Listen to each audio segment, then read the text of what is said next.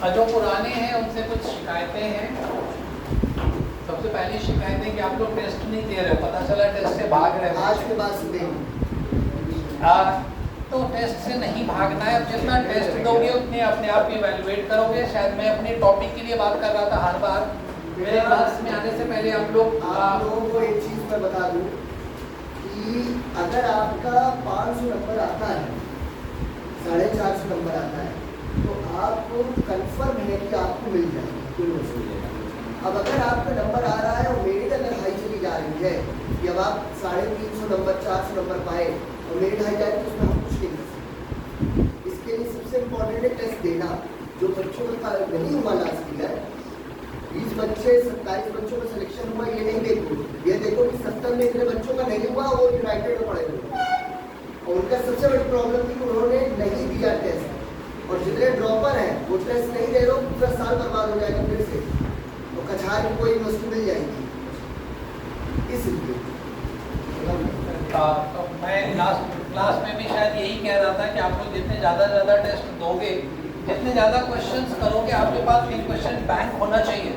हर topic का एक अच्छा कंसोलिडेटेड बैंक क्वेश्चन बैंक होना चाहिए। हम जितने किए, सिर्फ यहाँ आप आए मेरी लेक्चर सुन के चले गए, अगर आप टेस्ट नहीं दे रहे हो, आप अपने आप को एसेस नहीं कर पाओगे, इवैल्यूएट नहीं कर पाओगे कि आपने कितना किया, आपको कितना आता है, कहाँ आपका वीक पॉइंट रह रहा है, आपका वीक एरिया कौन सा है, कहाँ पे मुझे और मेहनत करनी है। तो ये आपको पता चलेगा टेस्ट से ही। अभी just I was sitting with sir in his cabin and he was telling कि पेरेंट्स का नंबर लिया जा रहा है ये बताने के लिए बच्चे आपके टेस्ट नहीं दे रहे हैं। तो आप अपने आप से भागो नहीं। और मैंने कई बार अपनी क्लास में कहा है, आप जितने ईमानदार होगे आपका काम उतना आसान हो जाएगा। अभी भी अगर आप ईमानदार नहीं हो तो आप किसी को चीट नहीं कर रहे हो। Neither you are cheating your teachers, not you are cheating your parents, you are cheating yourself. आप 6 महीने 1 साल बाद अपने आप को नोवेयर पाओगे, कहीं नहीं। यही समय है, सीरियस हो जाओ, ईमानदार हो जाओ और टेस्ट से नहीं भागना है। अब जितना टॉपिक मिले, मैं जैसे अपने टॉपिक की बात कर रहा हूँ, जो टॉपिक मैं करा के जा रहा हूँ, आपको 10 टेस्ट मिले, गिव 1 टेस्ट। आपको टॉपिक से रिलेटेड 10 टेस्ट मिला, आप दो तो आप देखो तो कितने क्वेश्चन आपको आते हैं, कितना नहीं आता है, किस एरिया में वर्क करना है, कहाँ मेहनत करना है। ईमानदार बनो, भागना नहीं है। जितनी ऑनेस्टली करोगे उतना आपके लिए इजी हो जाएगा। और ये एज नहीं है कि आपको कोई डांटे, आपके पेरेंट्स से शिकायत करे। शिकायतें कहे तो हाई स्कूल में होता है ना कि पेरेंट हर महीने 2 महीने पे टीचर्स पे पेरेंट्स मीटिंग होता है और जितनी भड़ास रहती है टीचर्स की सब पेरेंट्स के सामने निकाल देते हैं। अब ये टाइप तो नहीं है ना। अब लोग कॉम्पिटिशन लेवल पे आ गए हो तो आपको खुद ऑनेस्ट होना पड़ेगा। मैंने अभी सर से बताया कि हम लोग जब कानपुर सेंटर पे थे, कैरियर लॉन्चर पे, तो हम लोग की एक सेंटर क्लास चलती थी IIT कैंपस में, कानपुर IIT में। वहाँ जब हम लोग टेस्ट लेने जाते थे तो एज ए टीचर इतना अच्छा लगता था। हम लोग ऐसे ही 50-100 बच्चे बैठे रहते, टेस्ट पेपर दे देते थे और दे के हम लोग बाहर चले जाते थे। हम और एक फ्रेंड और टीचर्स थे, घंटे 2 घंटे घूमने, 2 घंटे हम लोग शॉपिंग करके, खाना खा के, नाश्ता करके आते थे। और सारे बच्चे अपने जगह पे बिना चीटिंग किए, बिना इधर उधर झाँके, बिना आगे पीछे झाँके ऐसे पेपर दे रहे जैसे उसके लाइफ का वो last paper.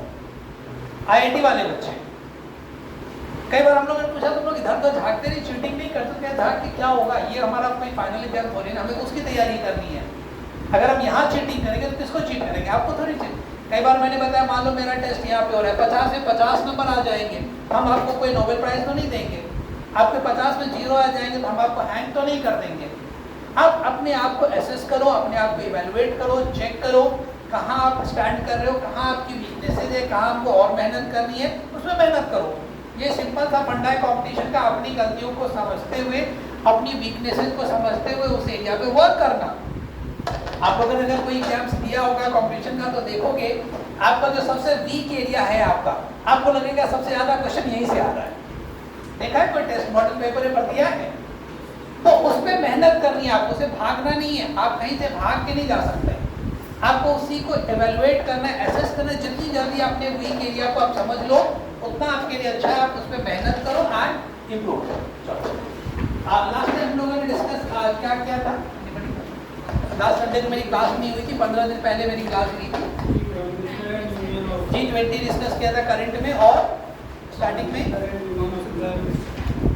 Prime minister and council of minister discuss किया था। आई होप सबने उसके क्वेश्चंस किए होंगे। 20, 25, 30, 40, 50 क्वेश्चंस किए किसी ने? मैंने कहा था करने के लिए ना, बस एक हाथ उठ रहा है करने वाले में। 15 दिन बाद मेरी क्लास हुई। बार बार मैं हर क्लास में शायद यही से स्टार्ट करता हूँ। जैसे मान लो मैंने prime minister council of ministers करा दिए, तो आपको मेरे क्लास में आने से पहले कम से कम उस टॉपिक के 40-50 क्वेश्चंस करके आने हैं। क्या सर आपने कराया? हमने ये 50 क्वेश्चंस किए, इसमें से मुझे 30 क्वेश्चन का आंसर पता था, 20 नहीं आ रहा है। ये क्वेश्चन देखिए सर, ये नहीं समझ आ रहा है, ये कहाँ से आ गया? आपने तो करा दिया प्राइम मिनिस्टर। जब तक आप क्वेश्चंस नहीं करोगे आप कहीं नहीं हो। मैं आऊँगा फिर क्लास लेके अपनी पूरी लेक्चर देके चला जाऊंगा, 1 घंटे बाद फिर आप 10 दिन बाद हमसे मिलोगे, आपका वो टॉपिक एज इट इज वहीं का वहीं रहेगा। जितना हमने प्राइम मिनिस्टर कराने से पहले जितना आपको पता था उतना ही हुआ। अगर आप प्रैक्टिस नहीं करोगे तो you are not moving anywhere. क्यों नहीं किया? क्यों नहीं किया? अगर मैंने prime minister council of minister कहा कि उसमें 30-40 क्वेश्चन करने हैं, क्यों नहीं किया? आपके पास टाइम नहीं था, आपको क्वेश्चंस नहीं मिले, क्या समझो मैं? टाइम नहीं था किसी के पास। 15 दिन में आपको 30 या 40 क्वेश्चंस करने का टाइम नहीं मिला। हाँ ना तो बोलो। देखो मैं आप लोग अमेरिका के प्रेसिडेंट से ज्यादा बिजी तो नहीं है, टाइम नहीं मिला। 40 से 50 क्वेश्चन करने में आधा से 1 घंटा का टाइम लगेगा। हम 1 घंटा मान लेते हैं। 15 दिन में मेरी लास्ट क्लास हुई थी 1 तारीख को। 1 तारीख संडे था। 8 तारीख को लास्ट टाइम एयर शो था तो मेरी क्लास नहीं हुई थी। मेरी क्लास वीकली संडे होती है। आज 15 तारीख है, तो 1 तारीख से लेकर 15 तारीख तक मैं ये एज्यूम कर रहा हूँ, ये मान रहा हूँ कि मेरे बच्चों को, मेरे स्टूडेंट को 1 घंटे का टाइम नहीं मिला। एम आई राइट? माना तो बोलो यार। नहीं मिला आप लोग 1 घंटे का टाइम? मिला? टाइम मिला? हाँ मिला। आपको 40-50 क्वेश्चंस नहीं मिले प्राइम मिनिस्टर पे कि सर हमने दुनिया के अपने सारे रिसोर्सेज छान मारे, मुझे prime minister council of minister के 40-50 क्वेश्चंस ही नहीं मिले।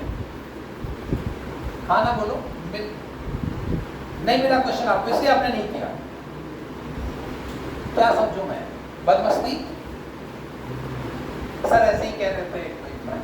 बेटा ये मेरा कोई लॉस नहीं है, मैं तो अभी आओ अगला टॉपिक पढ़ाओ चला जाऊं। मैं क्यों कह रहा हूँ बार बार? आप उस टॉपिक को कंसोलिडेट करते जाओ, प्रिपेयर करते जाओ, उसको साइड करते जाओ। हाँ हो गया मेरा प्रैक्टिस कर लिया मैंने। क्यों नहीं किया तुम लोगों ने? सौम्या आपने क्यों नहीं किया? भूल गई थी। भूल कैसे सकता है कोई कि सर की क्लास होगी, जीएस की क्लास होगी। सर हर क्लास में तो मैं सबसे पहले यही पूछता हूँ ना कि आपने किया कि नहीं किया। प्रेसिडेंट ने भी पूछा था ना। सब लोग भूल गए। ये मान लो कि आप लोगों की मेमोरी इतनी वीक है, सब लोग भूल गए ना। चलो आज के बाद कहेंगे, हम आएंगे अपनी क्लास स्टार्ट करेंगे एंड आपसे क्वेश्चंस करने के लिए मैं आज से नहीं कहूँगा। जब तक आप लोग अपनी डाउट लेके गया कि हाँ सर मैंने आपने कहा था, मैंने ये क्वेश्चंस किए 40 क्वेश्चन, मुझे 20 आ रहा है, 15 क्वेश्चन में ये प्रॉब्लम आ रही है, 10 में ये प्रॉब्लम आ रही है, ये क्वेश्चन कहाँ से सर बताइए। I will not ask you to solve the question now. बताओ टॉपिक क्या करना है, आज क्या कराना है। लास्ट टाइम अभी तक मैं पॉलिटी कर रहा हूँ। पॉलिटी में हम लोगों ने अभी तक कर लिया है। पॉलिटी में हम लोगों ने किया है, पार्लियामेंट कर लिया है। जिसने नहीं किया है दोस्त लेट प्लीज मेरी प्रीवियस क्लासेस की वीडियो देख लो, सर से मांग लो। पॉलिटी में हम लोगों ने पार्लियामेंट कर लिया है और जितना हम लोगों ने पार्लियामेंट किया है नेट श्योर कि इससे ज्यादा क्वेश्चन आपके बाहर से नहीं आएंगे। ठीक है, पॉलिटी कर लिया है। हम लोगों ने प्रेसिडेंट कर लिया है, प्रेसिडेंट एंड वाइस प्रेसिडेंट कर लिया है। फिर हम लोगों ने prime minister and council of ministers कर लिया है। ये लगभग आपका आधा से ज्यादा पॉलिटी यहाँ टॉपिक खत्म हो जाता है ऑलमोस्ट। इससे सारे क्वेश्चन अब आप लोग कर लोगे अगर आप लोगों ने क्लासेस अटेंड करी है, क्वेश्चन सॉल्व किया है तो। अब आज के टॉपिक क्या करा दे बताओ, जल्दी इस टॉपिक बताओ। मैं एक टॉपिक हमारे माइंड में है कॉन्स्टिट्यूशन कराने का, यहाँ पे पूरा कॉन्स्टिट्यूशन कराएंगे, जुडिशियरी कराने का, ठीक है, हिस्ट्री, ज्योग्राफी। जल्दी बताओ टॉपिक क्या करना है। हिस्ट्री करना है, हिस्ट्री करना है। एक से स्टार्ट करो, हिस्ट्री कर लो। हिस्ट्री हमने एक बार स्टार्ट भी किया था बीच में थोड़ा सा। मैंने बीच में थोड़ा सा हिस्ट्री स्टार्ट किया था और मैंने 1857 का रिवोल्ट किया था शायद। तुम लोगों ने लास्ट टाइम कहा था हिस्ट्री जैसे हिस्ट्री में 3 कंपोनेंट हैं हिस्ट्री में, ancient history, medieval history and modern history. ठीक है, तो आप लोगों ने लास्ट टाइम कहा था कि सर मॉडर्न हिस्ट्री से स्टार्ट करिए। मॉडर्न हिस्ट्री आप लोगों को थोड़ा ज़्यादा समझ आ रहा है, ज़्यादा चीज़ें पता है। हमने मॉडर्न में स्टार्ट की थी और मॉडर्न में हमने स्टार्ट किया था रिवोल्ट ऑफ 1857 से। ठीक है, 1857 का रिवोल्ट हम लोगों ने कर लिया था। उसके बाद मैं क्विकली फिर से ब्रीफ कर देता हूँ, देख लो हेडिंग लिख लो आप, modern history quickly, modern history of India, modern history start from 18th century. ये इंडिया में 18th सेंचुरी से स्टार्ट होता है। 18th सेंचुरी से कब तक, कब तक?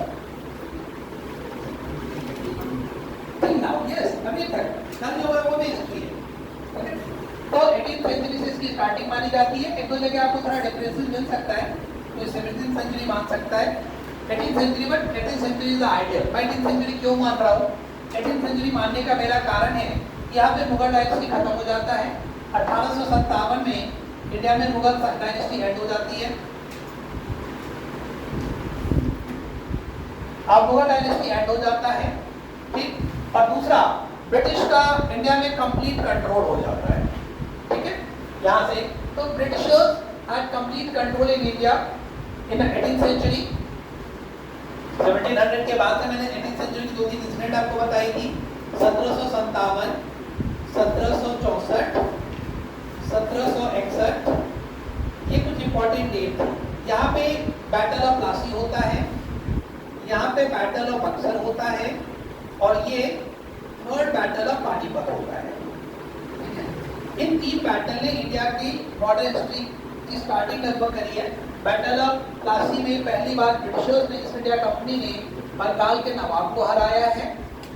ये ब्रिटिशर्स का, ईस्ट इंडिया कंपनी का पहला पॉलिटिकल वॉर है इंडिया में, जब इंडिया के राजा से वो डायरेक्ट टक्कर लेता है और बंगाल के नवाब को हरा देता है, बैटल ऑफ प्लासी में। बैटल ऑफ बक्सर में मैंने बताया था कि इंडिया की 3 कंबाइंड आर्मी, बंगाल के नवाब, अवध के नवाब और मुगल रूलर शाह आलम की कंबाइंड आर्मी लड़ती है। तीनों की कंबाइंड आर्मी बक्सर में लड़ती है ईस्ट इंडिया कंपनी से और तीनों को ईस्ट इंडिया कंपनी हरा देती है और वो नॉन डिस्प्यूटेड एक पॉलिटिकल पावर इंडिया में बन जाता है। इंडिया को उसको चैलेंज करने वाला बक्सर वॉर के बाद कोई नहीं बचता है। ईस्ट इंडिया कंपनी की मैं बात कर रहा हूँ, क्योंकि उससे पहले बैटल ऑफ पानीपत हो चुका होता है, थर्ड बैटल ऑफ पानीपत 3 साल पहले, आप देख लो time.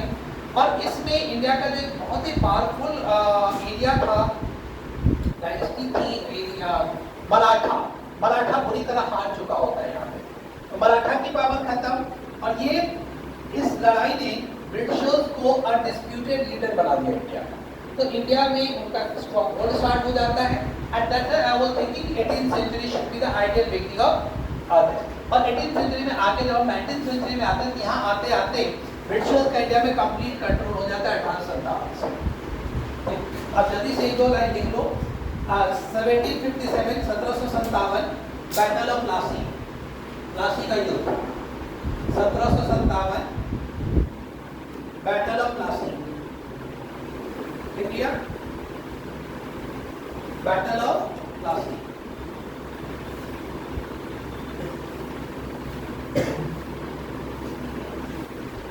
between battle of Plassey between East India Company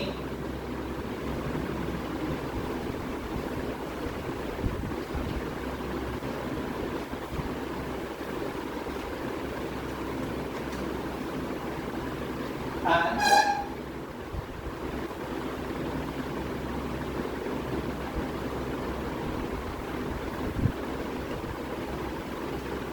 Siraj-ud-Daulah, Bengal नवाब सिराजुद्दौला, सिराजुद्दौला ये बंगाल के नवाब होते हैं। सिराजुद्दौला, और लड़ाई का मेन कारण होता है फोर्ट विलियम, लिख लो यहाँ पे फोर्ट विलियम, फोर्ट विलियम। अभी फोर्ट विलियम क्या था? ये कलकत्ता में जब ईस्ट इंडिया कंपनी के लोग आए ट्रेड करने के लिए, तो उस टाइम बंगाल के नवाब सिराजुद्दौला थे। एक कॉन्ट्रैक्ट था, एक अंडरस्टैंडिंग थी कि आप अपने जिस एरिया में रहेंगे उस एरिया का फोर्टिफिकेशन नहीं करेंगे, आप सिर्फ ट्रेड करेंगे, बिजनेस करेंगे, आप अपने एरिया में कोई फोर्ट नहीं बनाएंगे, फोर्टिफिकेशन नहीं करेंगे। ब्रिटिशर्स ने, ईस्ट इंडिया कंपनी ने इस रूल को वायलेट करते हुए, तोड़ते हुए, उन्होंने कलकत्ता में फोर्ट विलियम बना लिया, किला बना लिया अपना, जहां से अपने आप को प्रोटेक्ट करने के लिए पूरा फोर्टिफिकेशन कर दिया। तो अली वर्दी खान ने, सिराजुद्दौला ने उसको डिमोलिश करने का ऑर्डर किया कि इसको आप हटाइए, तोड़िए, आप वायलेट कर रहे हैं। इन लोगों ने बात नहीं मानी, इन बात को लेकर लड़ाई हुई और फाइनली सिराजुद्दौला हार गए। ठीक है, डन, देख लिया। आप लोगों ने कई बार सुना होगा मीर जाफर का नाम, सुना है? किस रेफरेंस में लिया जाता है मीर जाफर का नाम? अच्छे और या पॉजिटिव या नेगेटिव? किस सेंस में लिया जाता है मीर जाफर का नाम? नेगेटिव में कैसे, कहाँ लेते हैं, कैसा माना जाता है उनको? हाँ, ट्रेटर, यस, कहा जाता है गद्दार। ये मीर जाफर इसी लड़ाई से जुड़े हुए हैं। मीर जाफर सिराजुद्दौला के आर्मी जनरल थे, चीफ ऑफ आर्मी थे। ब्रिटिशर्स ने उनको अपने ग्रुप में मिला लिया था, लोग देके, लालच देके, और मीर जाफर ने उनके साथ धोखा किया, इसलिए सिराजुद्दौला हार गए। तो लिख लो, मीर जाफर चीटेड सिराजुद्दौला। मीर जाफर का आर्मी जनरल को मीर बख्शी कहते हैं, cheated Siraj-ud-Daulah.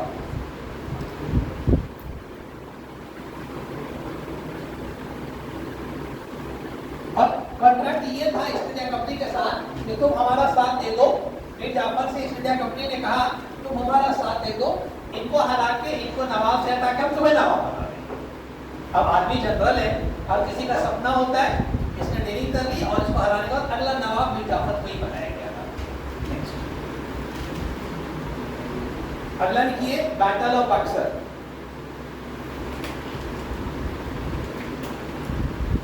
Battle of Buxar 1764।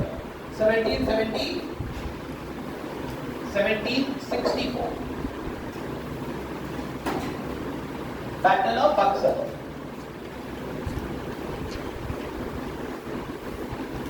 Buxar कहाँ आप लोग पता है? अभी 2-3 दिन पहले न्यूज में था बक्सर।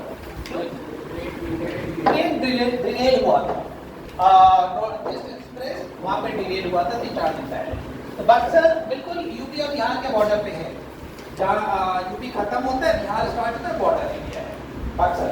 यहीं पे लड़ाई हुई थी। इसमें इंडिया की 3 कंबाइंड आर्मी थी ईस्ट इंडिया कंपनी से। इंडिया की जो आर्मी थी उसका नाम लिखिए। पहला लिखिए, नवाब ऑफ बंगाल, नवाब ऑफ बंगाल मीर कासिम। बंगाल के नवाब का नाम था मीर कासिम, मीर कासिम। ये नवाब ऑफ बंगाल थे। दूसरा नवाब ऑफ अवध, अवध के नवाब। अवध का मतलब कौन सा एरिया है? अवध का मतलब यूपी वाला एरिया। यूपी में अयोध्या, लखनऊ का बेल्ट का जो एरिया है वही सेंटर था उस टाइम। तो अवध, अवध के नवाब थे शुजाउद्दौला, शुजाउद्दौला।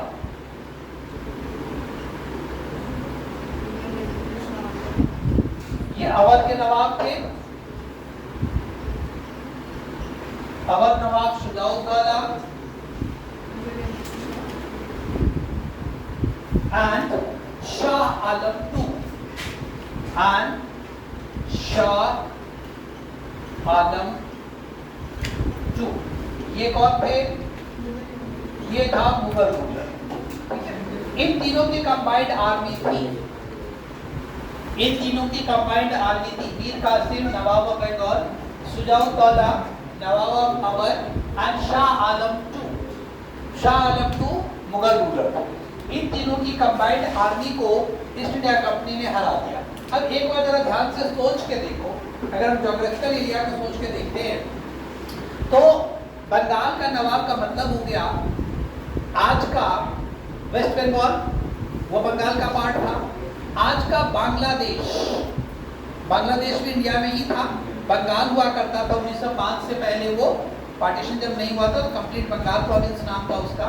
आज का बिहार, आज का झारखंड, आज का असम, कितना बड़ा एरिया था बंगाल प्रोविंस का।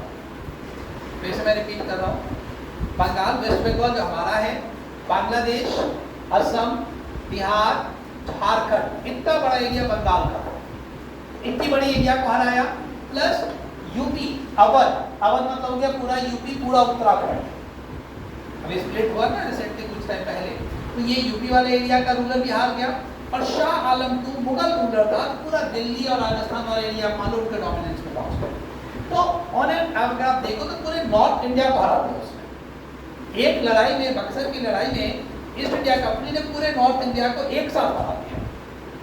हो गया ना एक साथ। अब बिहार से स्टार्ट कर रहे हो, राजस्थान तक के सारे रूलर हार गए, बीच में यूपी, वेस्ट में राजस्थान जो मुगल के कंट्रोल में था। अब बचा कौन? South India. और साउथ इंडिया में मैंने अभी बताया आपको कि 1761 में already third battle of Panipat हो चुका है मराठा और अफगान के बीच, जिसमें मराठा पूरी तरह हारे हैं और ऐसे हारे कि दूसरे उनकी दोबारा उनकी पावर स्टैंड ही नहीं कर पाई, दोबारा कलेक्ट ही नहीं कर पाए अपनी पावर को, लगभग खत्म हो गए। तो मराठा जो साउथ में था वो पहले ही हार चुका है, तो साउथ इंडिया में भी उनको रोकने वाला कोई नहीं है। अब एक छोटा सा पावर आपको मिलेगा टीपू सुल्तान मैसूर का, ठीक है, हैदर अली एंड टीपू सुल्तान, छोटा सा रूलर है, आसानी से ब्रिटिशर्स उसको हरा सकते हैं, तो वो एरिया भी खत्म। तो लगभग पूरे इंडिया में ब्रिटिशर्स को रोकने वाला और चैलेंज करने वाला 1764 के बाद कोई नहीं बचा, ठीक है। थोड़े बहुत जो है वो उसको अपनी ताकत से ब्रिटिशर्स ने आसानी से उनको हरा दिया और पूरे इंडिया पे आसानी से कंट्रोल कर लिया। इसके बाद ब्रिटिशर्स की दो पॉलिसी चलेगी इंडिया में, आप देखेंगे। पहले कोशिश करेगा कि चालाकी से इंडियन स्टेट को अपने में मिला ले, कई सारे ट्रीटी लेके आएगा, जैसे आप लोगों ने एक बहुत फेमस ट्रीटी सुना होगा, डॉक्ट्रिन ऑफ लैप्स, गोधरण की नीति। जिस राजा का अपना बेटा नहीं है उस राजा का जो स्टेट है हमारे में मिल जाएगा, उसको हम अलाउ नहीं करेंगे, doctorate will not be the next care of the king. एक ऐसी ही हम अभी डिस्कस करेंगे, मैंने पहले डिस्कस किया है, सब्सिडियरी अलायंस। किसी ने नाम सुना है सब्सिडियरी अलायंस का? सब्सिडियरी अलायंस को कहते हैं सहायक संधि व्यवस्था। ऐसी पॉलिसीज लेके आएगा तो इंडियन रूलर कई सारे एरिया इसमें ट्रैप हो जाएगा, आ जाएगा उनके अंडर में। जो नहीं आएगा उसमें वो डायरेक्ट अटैक करेंगे, उनको हराएंगे और उनको अपने एरिया में मिला देंगे। जैसे टीपू सुल्तान, हैदर अली की मैं बात कर रहा हूँ, मैसूर की अपने में मिला लेगा। एक लाइन और लिख लो आप, 1761 third battle of Panipat. Panipat के 3 युद्ध हुए हैं, किसी को गलती से याद है कब कब हुआ है, कौन कौन से, किसके किसके बीच? पहली लड़ाई पानीपत की कब, कहाँ, किसके बीच हुई है? इब्राहिम लोदी और बाबर की। कहाँ पे हुई है? पानीपत में। पानीपत कोई जगह है क्या? पानीपत जगह है या पानी के अंदर लड़ाई हुई है? जगह है। कहाँ पे? ये बैटल ऑफ वाटरलू वही है क्या? वो नहीं है? वाटरलू और पानीपत अलग अलग है? अरे मैं तो समझता था ये दोनों। क्या अलग है फिर दोनों में? पानीपत कहाँ है? कहाँ है ये नहीं पता। पानीपत यस एग्जैक्टली हरियाणा में जगह है, दिल्ली से 40-50 किलोमीटर पीछे है, कमी होगा शायद 30 किलोमीटर के आसपास। पानीपत जगह है, अगर आप चंडीगढ़ से दिल्ली आओगे तो पानीपत ही रोड है, तो पानीपत जगह है। अभी कुछ टाइम पहले मैं गया हुआ था। वाटरलू कहाँ है? वहीं पे वाटरलू कह रहे वहीं पे। वाटरलू यूरोप में है। वाटरलू की लड़ाई बहुत फेमस है। किसके बीच हुई थी वाटरलू की लड़ाई? किसको हराया गया था वाटरलू में? वाटरलू की लड़ाई 1815 ईस्वी में हुई थी, 1815 में हुई थी और इसमें नेपोलियन बोनापार्ट को हराया गया था। किसको? बहुत वर्ल्ड हिस्ट्री की सबसे इंपॉर्टेंट लड़ाई है, one of the most important लड़ाई है। नेपोलियन को हराया गया था। ये नेपोलियन को नेपाल का था क्या? नहीं, नेपोलियन नेपाल का नहीं था। वाटरलू पानीपत नहीं है, नेपोलियन नेपाल का नहीं है, तो नेपोलियन कौन था? नेपोलियन फ्रांस का आर्मी जनरल था। और फ्रांस का डिक्टेटर था 1799 से लेके 1815 ईस्वी तक। आप लोगों ने कहीं पे फ्रेंच रेवोल्यूशन टॉपिक पढ़ा होगा, फ्रांस की क्रांति पढ़ी होगी। फ्रांस के क्रांति के बाद नेपोलियन फ्रांस का आर्मी जनरल बन गया था, डिक्टेटर बन गया था। उसने पूरे यूरोप के कई कंट्रीज को हरा के कैप्चर कर लिया था। बाद में नेपोलियन को हराने के लिए ब्रिटेन ने, रशिया ने, प्रूशिया ने कंबाइंड आर्मी बनाई, ऑस्ट्रिया ने कंबाइंड आर्मी बनाई और एक साथ मिलकर सबने नेपोलियन को बैटल ऑफ वाटरलू में हराया। और ये वाटरलू कहाँ है? यूरोप में कहाँ है? फ्रांस के पास। वाटरलू कहीं पे लिख लो, ये बेल्जियम में है। बेल्जियम में एक जगह है, बेल्जियम में। Waterloo is a place in Belgium. 1815 में battle of Waterloo, Napoleon was defeated by combined armies of Britain, Russia, Prussia and Austria. जब हम किसी दिन वर्ल्ड हिस्ट्री कराएंगे तो इसको थोड़ा सा और डिस्कस करेंगे। आपने हम थर्ड की पूछे तो पहला पानीपत तो हो गया। दूसरी लड़ाई कब हुई पानीपत की? दूसरी लड़ाई हुई कि नहीं हुई? सीधे तीसरी हो गई। किसके बीच हुई दूसरी लड़ाई पानीपत की? और पानीपत में कोई अट्रैक्शन है क्या? वही जा जाके लड़ते थे। पानीपत 1, पानीपत 2, पानीपत 3, 4 तो नहीं हुआ? नहीं। कहाँ किसके बीच हुआ दूसरी लड़ाई? अकबर और हेमू के बीच, जिसके बाद अकबर की पावर कंसोलिडेट हो गई थी। Akbar army was led by Bairam Khan. Bairam Khan निकला तो 1556 में हुई थी। लिख लो, second battle of Panipat 1556, 1556 between Akbar and Hemu. Hemu Sur dynasty का था। हेमू, हेमू HEMU 1556, 1556। तीसरा लड़ाई लिखो, पानीपत की तीसरी लड़ाई। पानीपत की तीसरी लड़ाई मैंने अभी बताया 1761 में, 1761 में between Maratha and Afghan ruler Ahmad Shah Abdali. Ahmad Shah Abdali.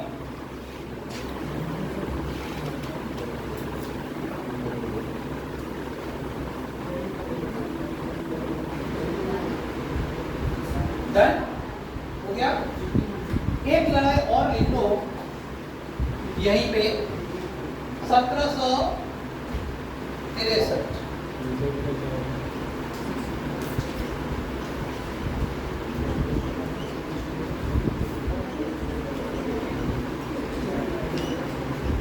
Battle of Wandiwash. ये सुना है किसने इस लड़ाई का नाम? Yes exactly. अब इंडिया में कई सारे यूरोपियन पावर भी थे उस टाइम। ब्रिटेन थे, फ्रांस थे, पोर्चुगीज थे, डच थे। ये सारे कंट्रीज इंडिया में आए थे ट्रेड करने के लिए। तो इनमें आपस में भी लड़ाइयाँ चल रही थी, क्योंकि इंडिया से जो ट्रेड था वो बहुत प्रॉफिटेबल था। इंडिया से व्यापार करना, बिजनेस करने में बहुत प्रॉफिट हो रही थी।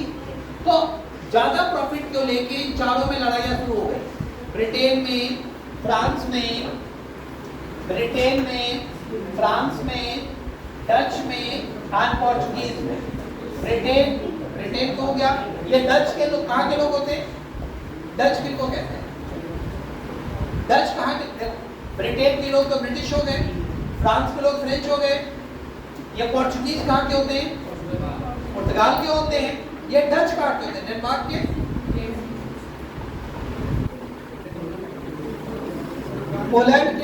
पोलैंड के लोगों को पॉलिश कहते हैं।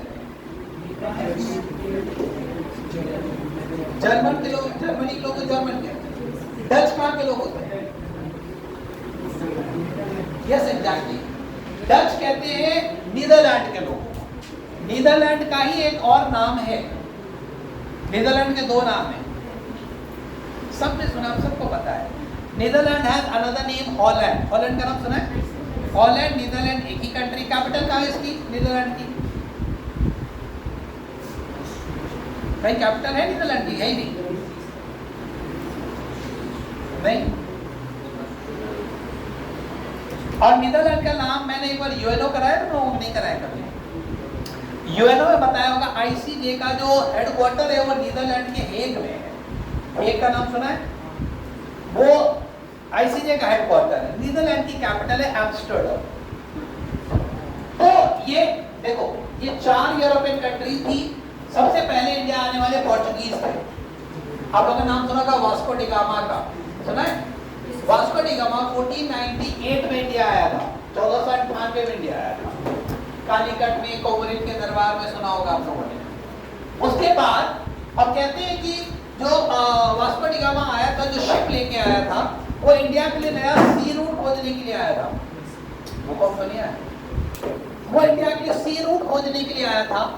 और इंडिया आने के बाद जिस शिप से वो आया था, जब वो वापस गया 1492 की मैं बात बता रहा हूँ, तो आने में 6 महीने 1 साल लगा होगा, जाने में 6 महीने 1 साल लगा होगा, क्योंकि पूरा वो अटलांटिक, साउथ अटलांटिक होते हुए पूरे इंडियन ओशन को क्रॉस करते, अफ्रीका को क्रॉस करते हुए आया था। कहते हैं जिस शिप से वो आया था और वापस गया, उस शिप में वो इंडिया से मसाले लेके गया था। उस मसाले को यूरोप में बेचने के बाद उसके आने जाने का खर्चा जितना आया था, उससे 65 गुना ज्यादा उसको प्रॉफिट मिला उस मसाले को बेचने से। मतलब अगर आने जाने का खर्चा उसका 1 लाख रुपए आया, तो मसाले से उसको 65 लाख की प्रॉफिट मिली। भाई बात समझ आ रही है?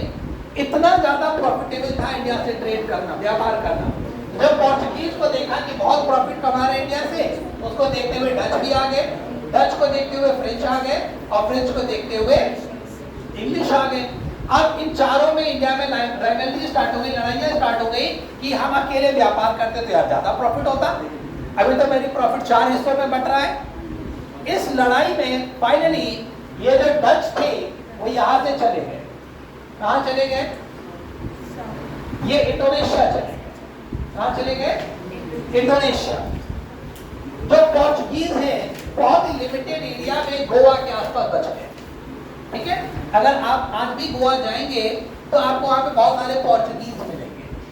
वहां पे लगेगा कि आप पुर्तगाल में आ गए हो। अभी जो पुर्तगाल के प्राइम मिनिस्टर हैं वो इंडियन बॉर्न है, इंडियन से रिलेटेड है, पुर्तगाल गोवा से रिलेटेड है। तो गोवा में अभी भी पोर्चुगीज कल्चर है। अब इंडिया में बच गए 2, ब्रिटेन और फ्रांस। ठीक है, और ब्रिटेन और फ्रांस यूरोप में वैसे ही बहुत अच्छे दोस्त हैं जैसे इंडिया और पाकिस्तान है।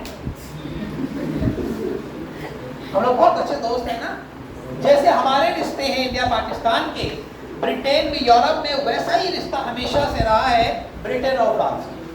हर थोड़ी थोड़ी बात, किसी भी बात को लेकर लड़ाई होती है। कई सारी लड़ाइयाँ हुई, आप लोगों ने नाम सुना होगा लड़ाइयों का, 7 Years war, 100 Years war, war of roses, कई सारी लड़ाइयाँ हुई है ब्रिटेन और फ्रांस की। लड़ाई का कारण ये था, पूरे यूरोप में यही 2 सुपर पावर थे, चाहते थे कि पूरे यूरोप को हम कंट्रोल करें, पूरे दुनिया को हम कंट्रोल करें। लड़ाई तो इसी बात की होती है ना, लड़ाई इसी बात की मेन होती है कि हम ज्यादा पावरफुल है तो हम है। तो यही 2 पावर थे। उस टाइम अमेरिका था ही नहीं, कोई अमेरिका को जानता ही नहीं था दुनिया में। 15th सेंचुरी से पहले अमेरिका को कोई नहीं जानता था, पता ही नहीं था कि ये भी कोई कॉन्टिनेंट है। पता है ना, जब 1492 में क्रिस्टोफर कोलंबस ने अमेरिका खोजा था, उससे पहले अमेरिका को कोई नहीं जानता था। हम दुनिया में से एशिया जानते थे, अफ्रीका जानते थे और यूरोप जानते थे, बस। इसके इधर कुछ है ये पता ही नहीं था दुनिया को। तो यूरोप में सबसे जो पावरफुल कंट्री थे वो ब्रिटेन और फ्रांस थे, और इसी बात को लेकर लड़ाई होती थी। अब जब भी कभी यूरोप में लड़ाई होती थी, उसका रिफ्लेक्शन इंडिया में आता था, क्योंकि इंडिया में यही 2 बचे हुए थे। तो 1600 ये इंडिया कंपनी बनी थी 1600 में। यहाँ से लेके 1763 तक दोनों में कई लड़ाइयाँ हुई। ये मेनली कर्नाटक वॉर के नाम से आते हैं। मैंने यहाँ वॉन्डी वॉर्स लिखा है, यहाँ पे आप oblique third battle of Karnataka लिख लो। इसको कर्नाटक का तीसरा युद्ध भी कहते हैं, third battle of Karnataka. Battle of Wandiwash is also called third battle of Karnataka. देख लिया? देखा?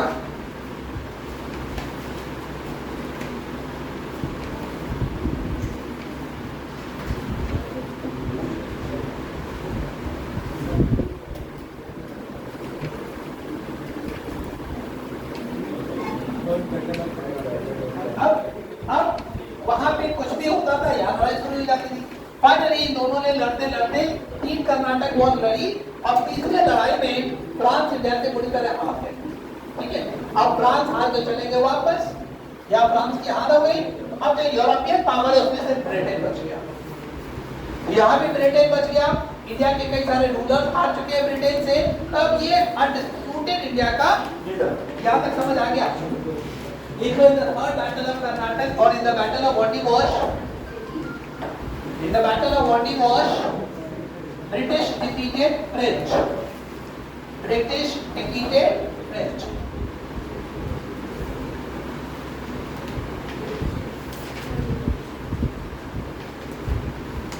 अब इसके बाद हम 1857 की तरफ आते हैं।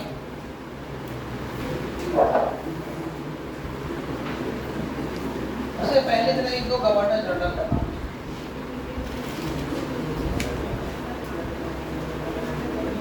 उससे पहले थोड़ा सा हेडिंग डाल दो मैसूर।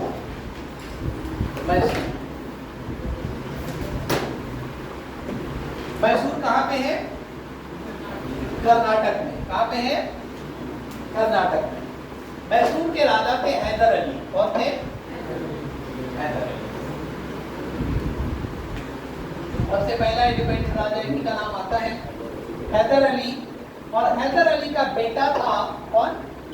टीपू सुल्तान। यही दो नाम है मैसूर में।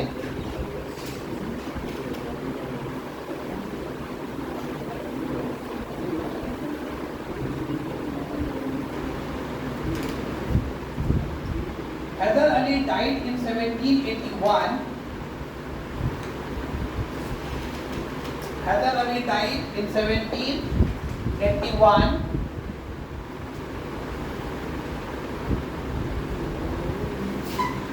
ठीक है, और मैसूर की 4 लड़ाई हुई है। एंग्लो मैसूर की, ब्रिटिशर्स की और मैसूर की 4 लड़ाई हुई है। 1, 2, 3, 4। 1 में ब्रिटिशर्स हारे थे, 2 में ये इनके डेथ हो गई थी, ये हार गए थे।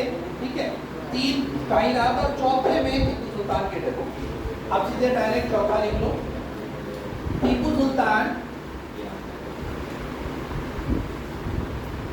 died in 4th Anglo-Mysore battle.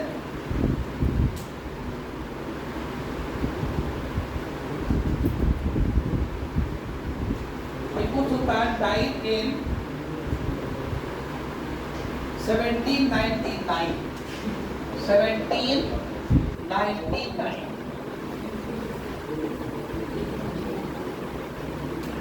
ये 4th में हारे थे। ठीक है, इनके बारे में 1-2 लाइन समझ लो, याद कर लो, इम्पोर्टेंट है। ये वही टाइम है जब यूरोप में फ्रेंच रेवोल्यूशन चल रहा था। अगर आप लोगों को फ्रेंच रेवोल्यूशन का टाइम याद हो तो 1789 में हुआ था। फ्रेंच रेवोल्यूशन के 10 साल बाद इनकी डेथ हुई। कहते हैं कि ये फ्रेंच रेवोल्यूशन से बहुत इंस्पायर्ड थे टीपू सुल्तान, और फ्रेंच रेवोल्यूशन के बहुत सारी चीजों को उन्होंने अपने यहाँ इंप्लीमेंट किया था।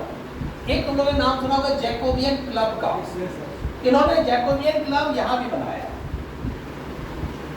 Jacobian club. फ्रेंच रेवोल्यूशन का नारा क्या था, किसी को पता है? What was the Clarion call of French revolution? क्या नारा दिया था फ्रांस के लोगों ने?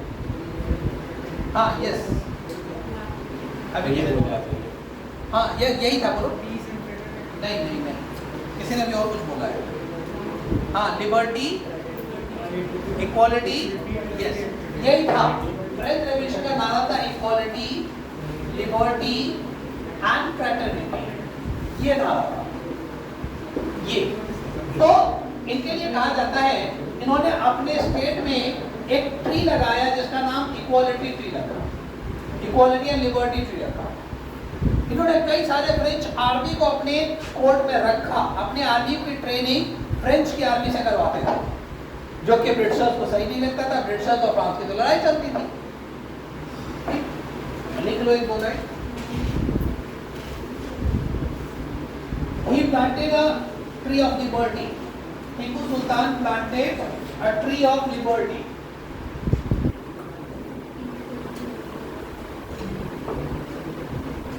Tree of liberty. Inspired with French revolution. ये फ्रेंच रेवोल्यूशन से बहुत, अगर ये पूछा जाता है नेम अ इंडियन लीडर और the ruler who was most inspired by French revolution, it was Tipu सुल्तान।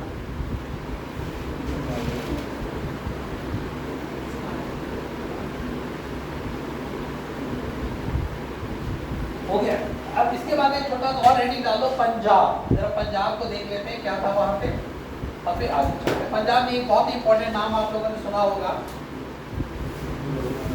किसका नाम सुना है पंजाब में? जलियांवाला बाग। जलियांवाला बाग को बहुत बार चलो, पंजाब में एक नाम लिखो, बहुत इंपॉर्टेंट रूलर है, महाराजा रंजीत सिंह। नाम सुना किसी ने? महाराजा रंजीत सिंह। और यही पंजाब में सिख रूल के फाउंडर है। He started Sikh rule in Punjab, Maharaja Ranjit Singh. Ranjit Singh, founder of Sikh rule in Punjab.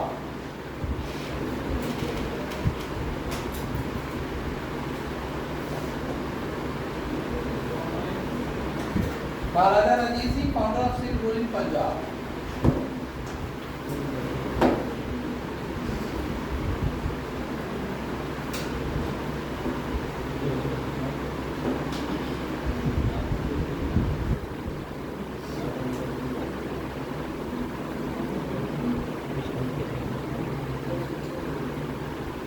Last line इसमें लिख लो, Lord Dalhousie captured Punjab. Lord Dalhousie viceroy था, गवर्नर जनरल था, पढ़ेंगे इनके बारे में। Lord Dalhousie captured Punjab after second Anglo-Sikh war. After Second Anglo-Sikh War, Anglo-Sikh War, और ये लड़ाई हुई थी 1848-49 में। तो 1848-49 में पंजाब को अंग्रेजों ने हरा के कैप्चर कर लिया। ठीक है, Lord Dalhousie captured Punjab after defeating Punjab in Second Anglo-Sikh War in 1848-49। एंग्लो-सिख की दूसरी लड़ाई में पंजाब को हरा के इन्होंने कैप्चर कर लिया। रंजीत सिंह ने ही आप लोगों ने सुना होगा, पीकॉक थ्रोन सुना है, और कोहिनूर डायमंड। कहते हैं कोहिनूर डायमंड इन्हीं के पास है, ठीक है। इनसे फिर अफगान के पास है, अफगान से फिर मुगलों के पास है। और जो पीकॉक थ्रोन था, पीकॉक थ्रोन किसने बनवाया था? पीकॉक थ्रोन किसने बनवाया था? मयूर सिंहासन। सुना है कि नहीं सुना आप लोगों ने? पीकॉक थ्रोन और कोहिनूर डायमंड बहुत फेमस है। पीकॉक थ्रोन शाहजहां ने बनवाया था अपने लिए। शाहजहां जिस गद्दी पे बैठते थे वहां रखा जाता था पीकॉक, उसी पे बैठते थे। तो पीकॉक थ्रोन और कोहिनूर डायमंड दोनों रंजीत सिंह ने जीत लिया था मुगल से, इनके पास था। इनके बाद अफगान के पास गया और अफगान से फिर ब्रिटिशर्स लेके चले गए। आज की डेट में दोनों ब्रिटेन में हैं।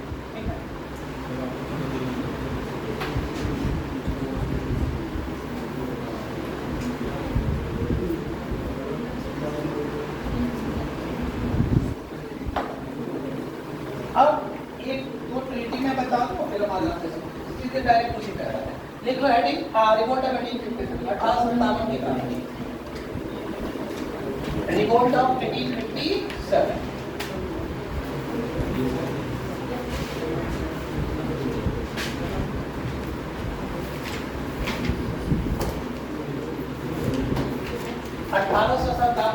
अब देखो 1757 में, प्लीज बातें लिखो।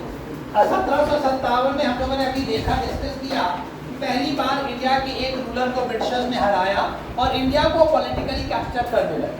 इससे पहले वो इंडिया सिर्फ ट्रेड करते थे, बिजनेस करते थे। जब उनको लगा कि हम इंडिया को पॉलिटिकली भी कैप्चर कर सकते हैं और अगर हम यहाँ पे पॉलिटिकली कैप्चर कर लें, we will become the policy maker, अभी तो मैं सिर्फ व्यापार कर रहा हूँ इंडिया से, जो हमें प्रॉफिट कमीशन मिलता है वही हमारा फायदा है। अगर पॉलिसी में मैं बनाऊं, रूलर में मैं बन जाऊं, तो मेरा प्रॉफिट तो डबल हो जाएगा। ये सोच कर उन्होंने इंडिया को पॉलिटिकली इंटरफेयर करना स्टार्ट किया, पॉलिटिकली कैप्चर करना स्टार्ट किया। पहला उन्होंने 1757 में बैटल ऑफ प्लासी जीता, बक्सर जीता, उसके बाद हम लोग देखें वोडिवोस जीता, मैसूर को जीत लिया, पंजाब को जीत लिया। इन सारे एरियाज पे अब इनका रूल होने लगा इंडिया में।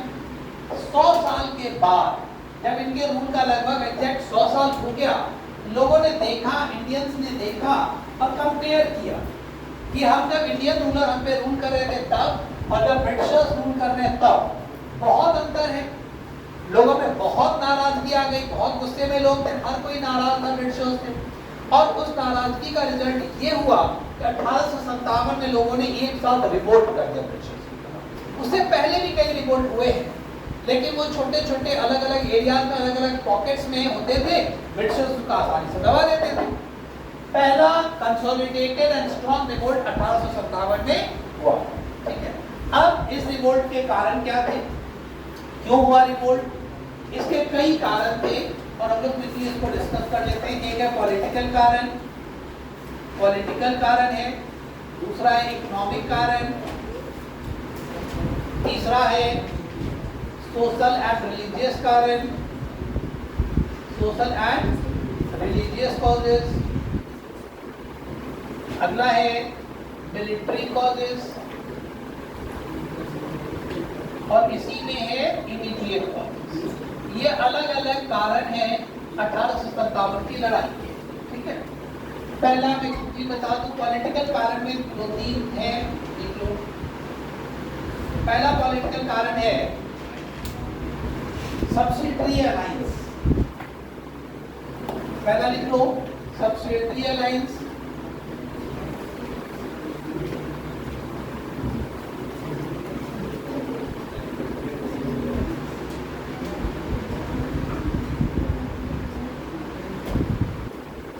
Subsidiary alliance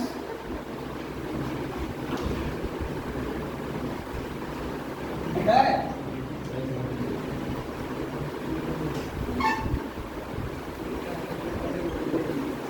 doctrine of lapse दिख रहा है? पीछे से नहीं दिख रहा है? Insult of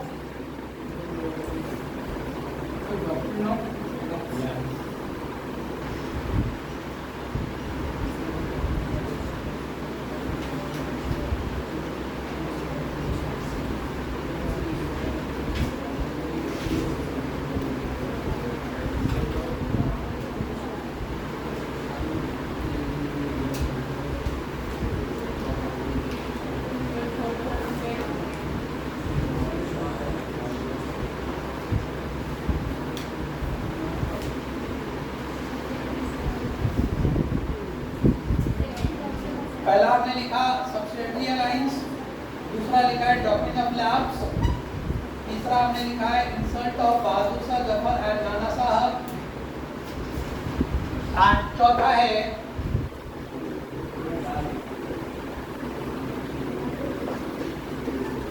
annexation of power. Insult of Bahadur Shah and नाना साहब एंड चौथा है एनेक्सेशन ऑफ पावर। अब जल्दी से इसकी एक दोनों लाइन समझो क्या है। सबसे पहले बात है सब्सिडियरी अलायंस पे। सब्सिडियरी अलायंस क्या था? देखो, सब्सिडियरी अलायंस को हिंदी में कहते हैं सहायक संधि व्यवस्था। अब ये सबसे पहले 1798 में आया था और इसको लेके आए थे लॉर्ड वेलेस्ली। लॉर्ड वेलेस्ली नाम लिखो। Subsidiary alliance was introduced in India in 1798 by Lord Wellesley. Subsidiary alliance was introduced in India in 1798 by Lord Wellesley. Clear?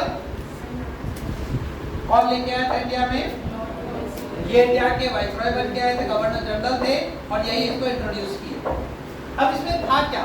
और ये कहते हैं कि ब्रिटेन ने लॉर्ड वेलेस्ली बहुत इंटेलिजेंट आदमी था, उसको जानबूझ के इंडिया भेजा था ब्रिटेन को फ्रांस में नेपोलियन बोनापार्ट से डर था, और ये नेपोलियन बोनापार्ट का टाइम है। नेपोलियन बोनापार्ट अपनी एक्सपेंशन पॉलिसी के कारण पूरे यूरोप को कैप्चर कर रहा था। नेपोलियन का अगला टारगेट ब्रिटेन से इंडिया को छीनना था। इंडिया को बचाने के लिए लॉर्ड वेलेस्ली को भेजा गया इंडिया। अब ये कुछ पॉलिसीज लेके आएगा, इसमें हम डिस्कस करके। अब इसने क्या किया, इंडिया में सब्सिडियरी अलायंस लेके आया। सब्सिडियरी अलायंस में 4-5 पॉइंट है, देखो समझो कितने चालाक थे ब्रिटिशर्स। पहला इसमें ये था, जो इंडिया में अलग अलग छोटे छोटे राज्य हैं, राजा हैं, बहुत सारे छोटे छोटे एरिया थे इंडिया में, उनसे ब्रिटिशर्स ने कहा आप हमसे सब्सिडियरी अलायंस साइन कर लीजिए। ठीक है, समझना इसकी टेक्निकलिटीज को। आप हमसे सब्सिडियरी अलायंस साइन कर लीजिए, आपको बदले में क्या मिलेगा। इनमें आपस में लड़ाइयां होती रहती थी, और आपस में जो ज्यादा पावरफुल है वो दूसरे को हरा देता था, कैप्चर कर लेता था। मेरी बात समझना, आपस में ये लोग लड़ते थे और जो कमजोर है उसको दूसरे कैप्चर कर लेते थे। तो ब्रिटिशर्स ने कहा आप हमसे अलायंस कर लो, हम आपको सिक्योरिटी देंगे, आपने कोई अटैक नहीं कर सकता, हम आपको प्रोटेक्शन देंगे। और इनकी ताकत का लोहा सा पहले ही मान चुके हैं। ये बक्सर जीत चुका है, प्लासी जीत चुका है, मैसूर को हरा चुका है, पंजाब को हरा चुका है। ऑलरेडी हम देख रहे हैं कि इनके पावर बहुत ही पावरफुल है ये लोग। तो ठीक है, हमें इनको भी लग रहा है ये राजा को यार चलो हम इनसे एग्रीमेंट कर लेते हैं, कम से कम सुरक्षित हो जाएंगे। इनको भी लगा चलो हम भी कर लेते हैं, इनको लगा चलो हम भी कर लेते हैं, सुरक्षा तो मिल जाएगी। बदले में क्या करना है, ब्रिटिशर्स ने कहा हम आपको सिक्योरिटी देंगे, सुरक्षा देंगे, आप कोई अटैक नहीं करेगा। बदले में आपको मेरे पास 2-3 छोटी छोटी बातें माननी है। पहली बात ये माननी है कि आपको मेरे कुछ आर्मी मेरा होगा, वो आपके स्टेट में रहेगा, आपके राज्य में रहेगा, आपकी सिक्योरिटी प्रोटेक्शन के लिए, कि अगर आप पे कोई अटैक कर दे तो मेरा आर्मी आपको बचाएगा। इस लाइन को समझना तब लिखना। तो मेरी कुछ आर्मी आपके राज्य में रहेगा,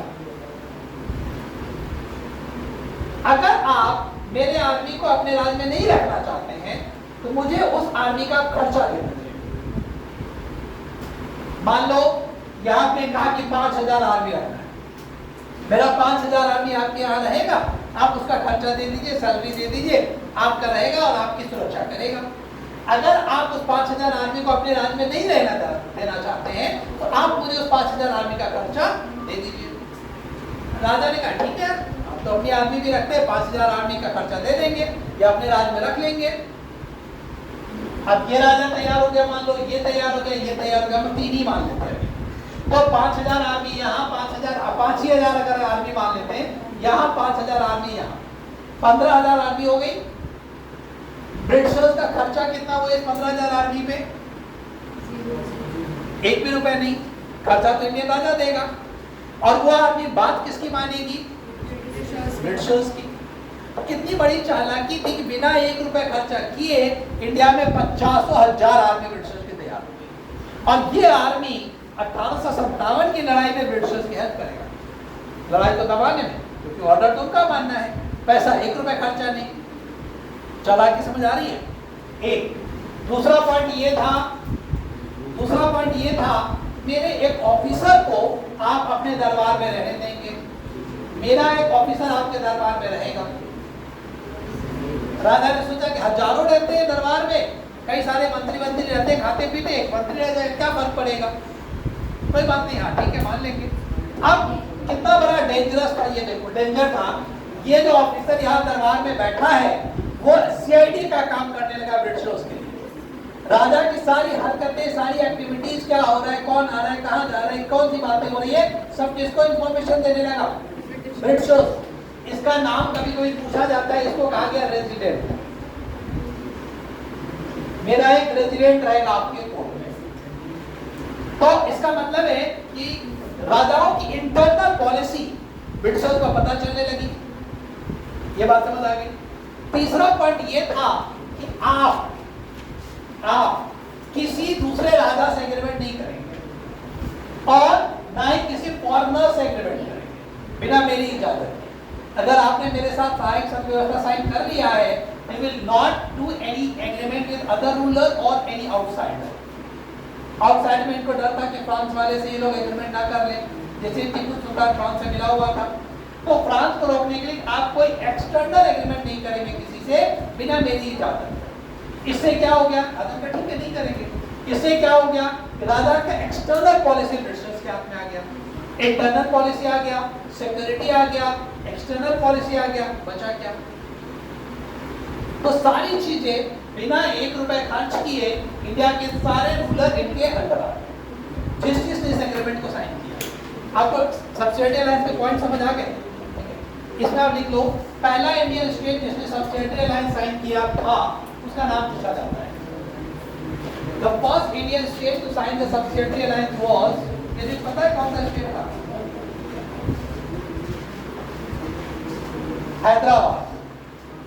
The first state to sign subsidiary alliance was Hyderabad in 1798. 1798 भी हैदराबाद ने साइन कर लिया। सबसिडियरी alliance आपको समझ आ गया? अगला है डॉक्ट्रिन ऑफ लैप्स। अगला है doctrine of lapse. Doctrine of lapse क्या था? सबसे पहला पॉइंट ये लॉर्ड डलहौजी लेके आया था। ये था लॉर्ड डलहौजी का। लॉर्ड डलहौजी नाम लिख लो। Lord Dalhousie became India's governor general in 1848। 48 से लेकर 56 तक थे, इनका टाइम है। 1848 से लेके 56 तक यही लेके आए थे।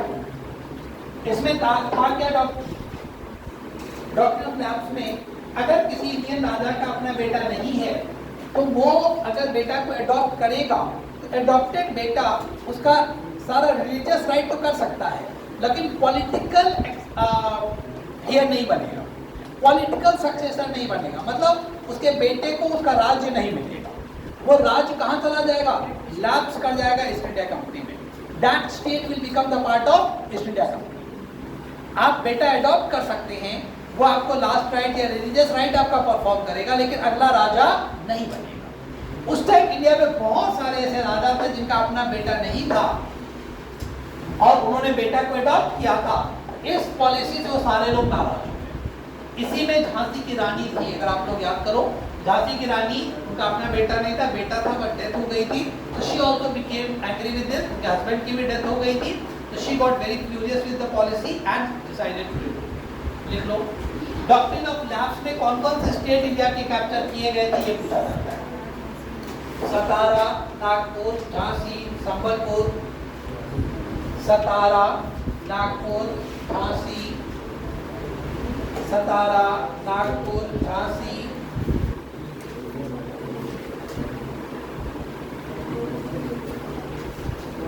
सतारा, नागपुर, झांसी, संबलपुर,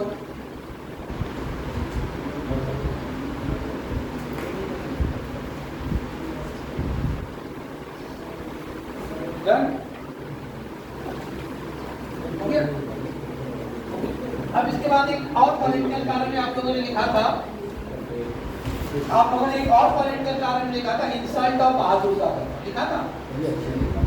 इंसल्ट ऑफ बहादुर शाह। अब ये बहादुर शाह जफर कौन थे? ये मुगल रूलर थे और ये लास्ट मुगल रूलर था। पहला कौन था सबसे पहला इंडिया में? Babur. Babur was the founder and Bahadur Shah Zafar was the last Mughal ruler of India. अगर आप लोग कैलकुलेट करेंगे तो मुगल डायनेस्टी इंडिया में पूरे 331 साल की डायनेस्टी है। ठीक है, देखो 1526 में बाबर ने इसको फाउंड किया था और 1857 में ये खत्म हुआ था। अगर आप माइनस करोगे तो 331 साल की एडमिनिस्ट्रेशन रही है मुगलों की। हम मुगल की बात कर रहे हैं, ये मुगल डायनेस्टी का ये टाइम। अब बहादुर शाह जफर जो लास्ट रूलर था, उनका इंसल्ट कैसे किया? उनसे ये कहा गया कि अब आप लाल किला को छोड़ के दिल्ली, साउथ दिल्ली में एक किराए के घर में रहिए। इंडिया के राजा से कहा जा रहा है, महाराजा से कहा जा रहा है कि now you will not be allowed to stay in the red fort, you will have to stay in a rented house in south Delhi. और अब आपके बाद आपका जो बेटा होगा वो अगला मुगल रूलर का टाइटल उसको नहीं मिलेगा। तो उनका इंसल्ट हुआ, पूरे इंडिया के राजा का आप इंसल्ट कर रहे हो। उस राजा का जिसके डायनेस्टी से ही आपने परमिशन मांग के यहाँ पे इंडिया में आप आए थे। अकबर के टाइम में और जहांगीर के टाइम में पहली बार ईस्ट इंडिया कंपनी ने इंडिया में आके रिक्वेस्ट किया था इंडिया के राजाओं से, मुगल राजाओं से, मुझे इंडिया में अलाउ करिए, ट्रेड करने दीजिए। और बहुत रिक्वेस्ट के बाद इन लोगों ने उनको थोड़ी सी एरिया सूरत में अलाउ किया था कि ठीक है तुम सूरत में व्यापार कर लो। वही ईस्ट इंडिया कंपनी 1857 में इंडिया के राजा को कहेगा, मुगल डायनेस्टी के राजा को कहेगा कि अब आप इंडिया के राजा नहीं बन पाओगे, अब आपके बेटे राजा नहीं रहेंगे और आप लाल किला छोड़ के किराए के मकान में जाके रहो। कितना डाउनफॉल है पावर। इस तरह से इनका इंसल्ट हुआ। यही पे आपने लिखा है इसी पॉइंट में, इंसल्ट ऑफ नाना साहब। ये नाना साहब कौन थे? नाना साहब adopted son of Peshwa Bajirao II। लिख लीजिए, नाना साहब was adopted son of Peshwa Bajirao II। Peshwa Bajirao II। किसी ने कभी मूवी आई थी कुछ दिन पहले देखी है? कौन सी? बाजीराव वाली, Bajirao Mastani. He was the adopted son of Peshwa Bajirao II। अब इनका इंसल्ट कैसे हो गया? मराठा की और अंग्रेजों की 3 लड़ाई हुई। थर्ड एंग्लो मराठा वॉर हुआ 1818 में। 1818 में थर्ड एंग्लो मराठा वॉर हुआ था। इस लड़ाई के बाद ब्रिटिशर्स ने मराठों को महाराष्ट्र से हटा दिया कि आप लोग यहाँ रहते हो, हर बार रिवोल्ट करते हो। उनको वहां से एग्जाइल कर दिया, मराठों को बाहर कर दिया। कहाँ चले गए वो लोग? कहाँ जाके रहने लगे मराठा?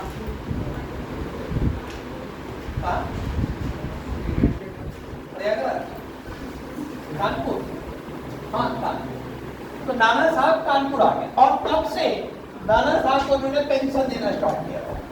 नाना साहब इनके पेंशन पे थे 1818 में। इस टाइम तक आते आते इनकी पेंशन रोकने का ऑर्डर दिया कि अब इनको पेंशन नहीं मिलेगा, इनका पेंशन रोक दिया जाए। नाना साहब नाराज हो गए, लिख लो,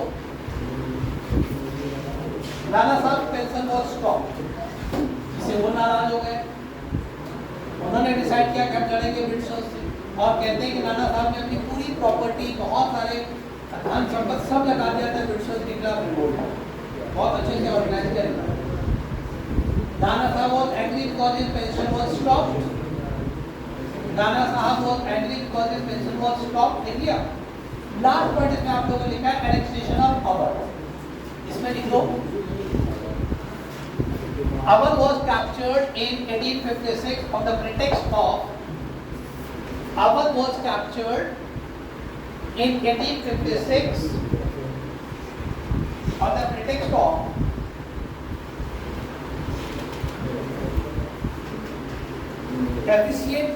इनएफिशिएंट रूलर या मैल एडमिनिस्ट्रेशन। ये कहा गया कि अवध के राजा हैं वो काबिल नहीं है राज करने की, वो इनएफिशिएंट है, इनकैपेबल है। इस बेसिस पे अवध को इन लोगों ने कैप्चर किया। अवध सब्सिडाइज्ड भी नहीं आया, डॉक्ट्रिन ऑफ लैप्स में भी नहीं आया। तो बहाना क्या बनाया कि अवध के राजा राज करने के लायक नहीं, इसलिए अवध को हम लोग अपने अंडर रखेंगे। देखो, Awadh was captured on the pretext of misrule या misgovernance. Awadh was captured, बहाना क्या बनाया? misgovernance। या आपको मैल एडमिनिस्ट्रेशन भी मिल सकता है, इनएफिशिएंट रूलर मिल सकता है, इनकैपेबल रूलर मिल सकता है। इस बहाने पे अवध को कैप्चर कर लिया। अब अवध को कैप्चर कर लिया तो एक प्रॉब्लम क्या हुई? अवध इनके साथ 1765 के इलाहाबाद एग्रीमेंट से इनके साथ हुए। 1765 में, अभी मैंने आपको बैटल ऑफ बक्सर बताया था 1764 में। 1764 के बैटल ऑफ बक्सर के बाद इलाहाबाद की एग्रीमेंट हुई और उस इलाहाबाद एग्रीमेंट के अकॉर्डिंग अवध के राजा और मुगल, अवध के राजा और ब्रिटिशर्स बहुत अच्छे दोस्त माने जाते। अवध के राजा बहुत लॉयल माने जाते थे ईस्ट इंडिया कंपनी के। अब उस दोस्ती को तोड़ते हुए इन्होंने बहाना बना के कैप्चर कर लिया। तो पूरे इंडिया में ये मैसेज गया, ये लोग चीटर हैं, दोस्त को भी नहीं बख्श रहे हैं और इन पे ट्रस्ट नहीं किया जा सकता, फेथ नहीं किया जा सकता। और लोग और नाराज।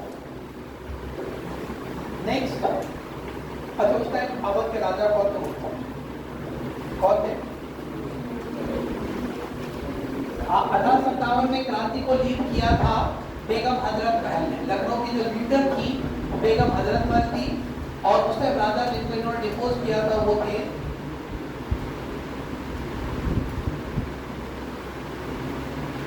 नवाब वाजिद अली शाह। लिख लीजिए, नवाब वाजिद अली शाह।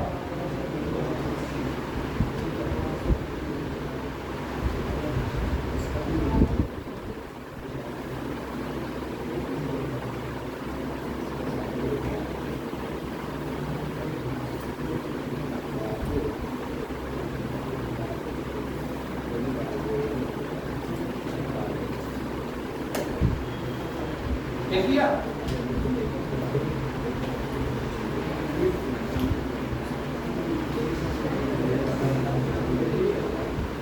तो 5 मिनट ये टॉपिक कर लो, ये खत्म हो जाएगा, फिर हम आ जाएंगे।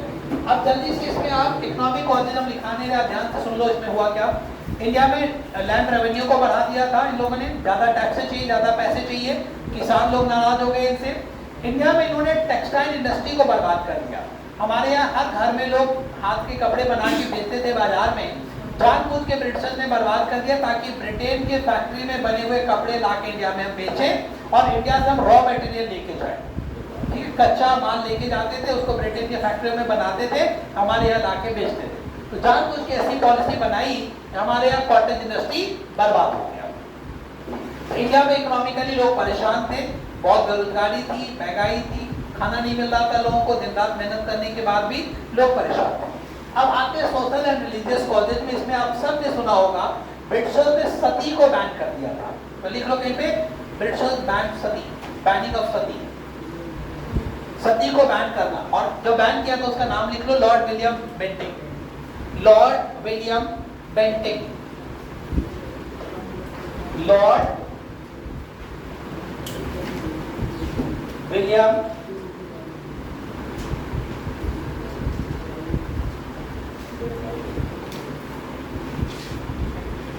ही ban sati in India. Sati क्या था सबको पता है ना? सती क्या था पता है?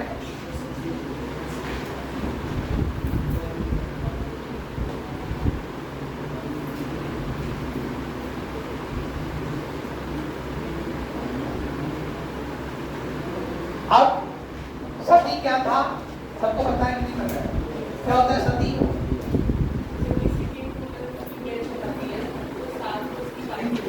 किंग की ही या नॉर्मल आदमी की नहीं?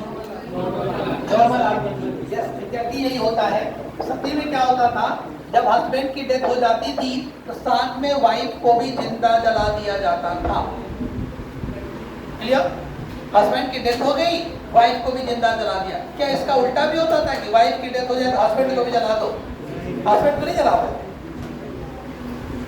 तो वाइफ को जिंदा जला दिया। इसमें 2-3 और प्रॉब्लम थी। ये तो उस टाइम इंडिया में पॉलीगैमी चलता था, एक जेंट्स कई शादियां करते थे। राजा महाराजा लैंडलॉर्ड कई 4-4, 5-5 शादियां करते थे। कई बार पता चला कि उनकी उम्र 70-80 साल है और 15-16 साल की लड़कियों से शादी करते थे। जो 70-75-80 साल का बुढ़ा है, साल 2 साल में टपक जाएगा। उसके साथ 15-16, 17, 18, 20 साल की लड़कियों को जलाया जाता था। एक डेड बॉडी साथ 5-5, 6-6 वाइफ को जला दिया जाता था। कितना बारबेरिकल इनह्यूमन प्रैक्टिस था। ब्रिटिशर्स ने इसको बैन किया और इसको बैन कराने में राजा राम मोहन रॉय का बहुत बड़ा रोल था। इन्होंने मोटिवेट किया, इन्होंने बताया ब्रिटिशर्स को, उन्हीं के एफर्ट से सती को बैन किया गया। इसको बैन करने को इंडिया के जो ऑर्थोडॉक्स हिंदू लोग थे, जो ये करते थे प्रैक्टिस, उनको लगा कि हमारे धर्म पे अटैक है, ब्रिटिशर्स हमारे धर्म को बर्बाद करना चाहते हैं, तो दे स्टार्टेड प्रोटेस्टिंग। तो सारे इंडियंस ने इसका प्रोटेस्ट किया। समझ आ गया आपको सती क्या था? सती में और जौहर में क्या अंतर है? जौहर सुना आप लोगों ने? जौहर उसी मूवी में दिखाई नहीं है, बाजीराव मस्तानी। जौहर में क्या होता था कि जब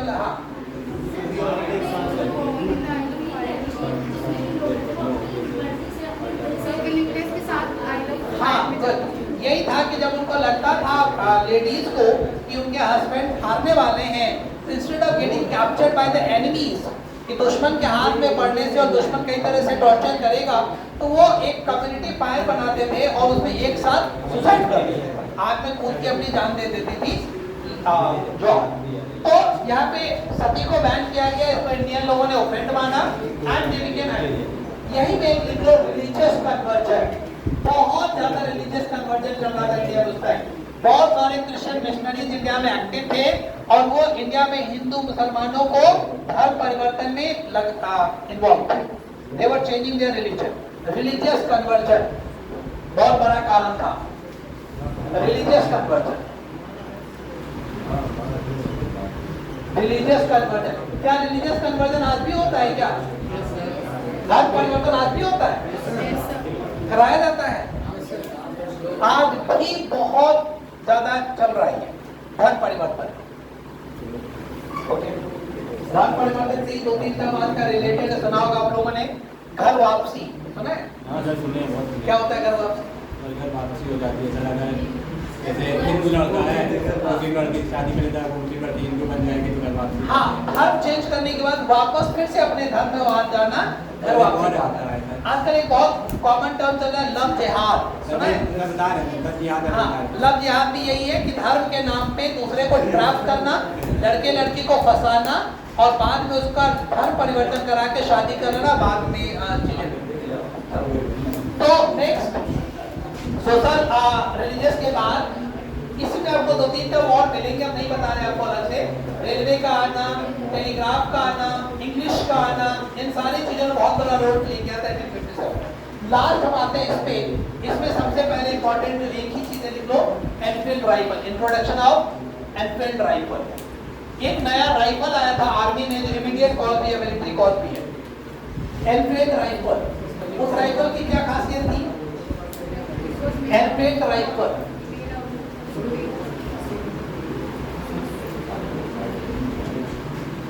आर्मी में एक नए राइफल आई थी, एनफील्ड राइफल, और कहते हैं इस राइफल का में बुलेट लोड करने से पहले उसको दांत से काटना पड़ता था, घिसना पड़ता था। हाँ, और उसका जो रैपर था, ये रूमर फैला कि उसका रैपर काऊ और पिग के फैट का बना है। तो हिंदू और मुसलमान दोनों का और पिग के फैट को मुंह से टच करना टैबू माना जाता है, ठीक है? तो हिंदू और मुसलमान दोनों सोल्जर्स ने रिवोल्ट किया कि हम ये राइफल यूज नहीं करेंगे, और इसके साथ ही ये रिवोल्ट स्टार्ट हो गया। इसके साथ ही रिवोल्ट स्टार्ट हो गया। एक लाइन लास्ट लिख लो,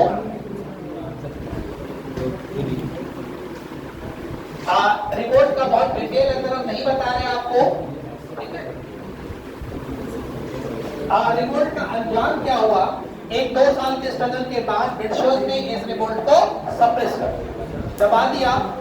सबसे बड़ा जो कॉन्सिक्वेंसेस हुआ और चेंज हुआ इंडिया में, ईस्ट इंडिया कंपनी की रूल खत्म हो गई, ठीक है?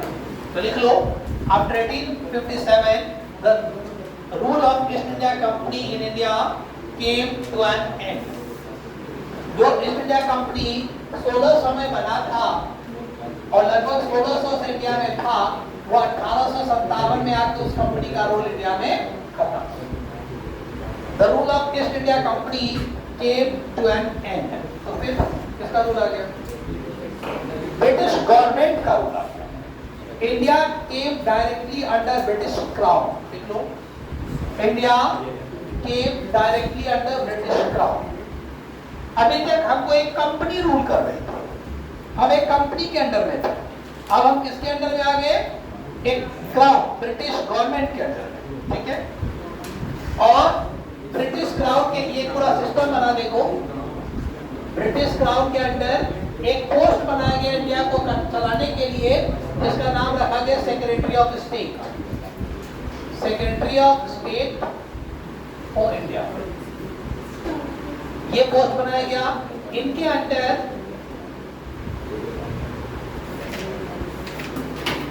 इंडियन काउंसिल बनाया गया। इंडियन काउंसिल में 15 लोग थे, कितने? 15 लोग थे। ये ब्रिटेन से इंडिया को चला रहे थे, ध्यान से देखना। क्राउन, सबसे ऊपर क्राउन, क्राउन के नीचे एक मंत्री होगा इंडिया के लिए, सिर्फ इंडिया को देखेगा, जिसको secretary of state for India कहा गया या सेक्रेटरी ऑफ इंडियन अफेयर्स कहा गया, उनकी हेल्प के लिए 15 मेंबर की बॉडी बनाई गई जिसको कहा गया इंडियन काउंसिल। ये ब्रिटेन में बैठ के देख रहे थे इंडिया को। अब इंडिया में इसको रिपोर्ट करने वाला जो सबसे बड़ा ऑफिसर था उसका नाम बदल के रख दिया गया वाइस रॉय। क्या हो गया ये? वाइस रॉय। ये इंडिया में सबसे बड़ा अधिकारी, सबसे बड़ा ऑफिसर था। पहले वाइस रॉय को कहा जाता था गवर्नर जनरल। क्या कहा जाता था? Governor general. अब उसका नाम क्या हो गया? पोस्ट बदल के वाइस रॉय। एक लाइन और लिख लो, लास्ट गवर्नर जनरल इंडिया का था लॉर्ड कैनिंग। जिस टाइम लड़ाई चल रही थी उस टाइम लॉर्ड कैनिंग ही थे। Lord Canning was the last governor general of India. That's India and he was the first viceroy of India also. जब ये पोस्ट गवर्नर जनरल से बदल के वाइसरॉय हो गया तो उस टाइम इंडिया में यही था। तो लास्ट गवर्नर जनरल ये थे और पहले वाइसरॉय भी थे। क्लियर?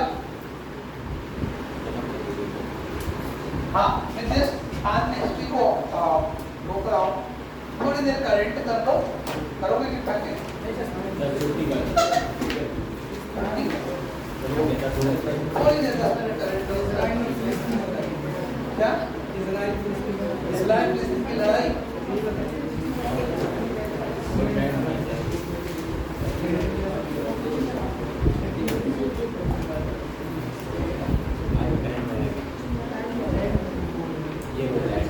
इस्राइल फिलिस्तीन करोगे? Yes, sir.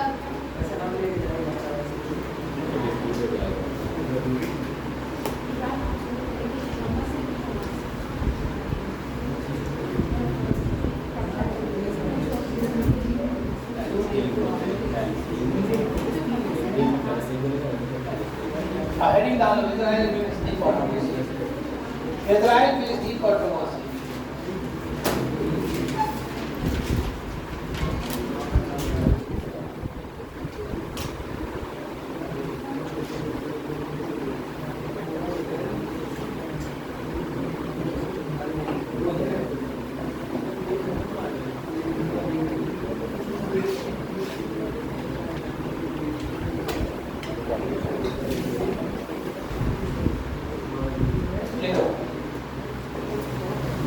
क्या है? आप लोगों ने देखा है इजराइल फिलिस्तीन कंट्रोवर्सी क्या है? किसी कुछ पता है क्या हो रहा है? क्या क्यों लड़ाई हो रही है? लड़ाई क्यों हो रही है?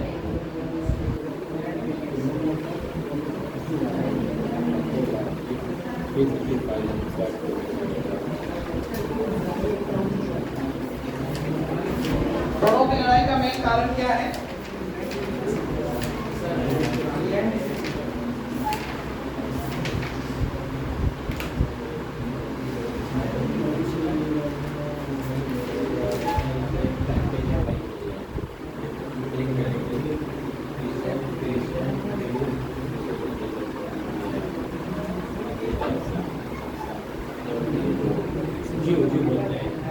इंग्लिश में जो बोलते हैं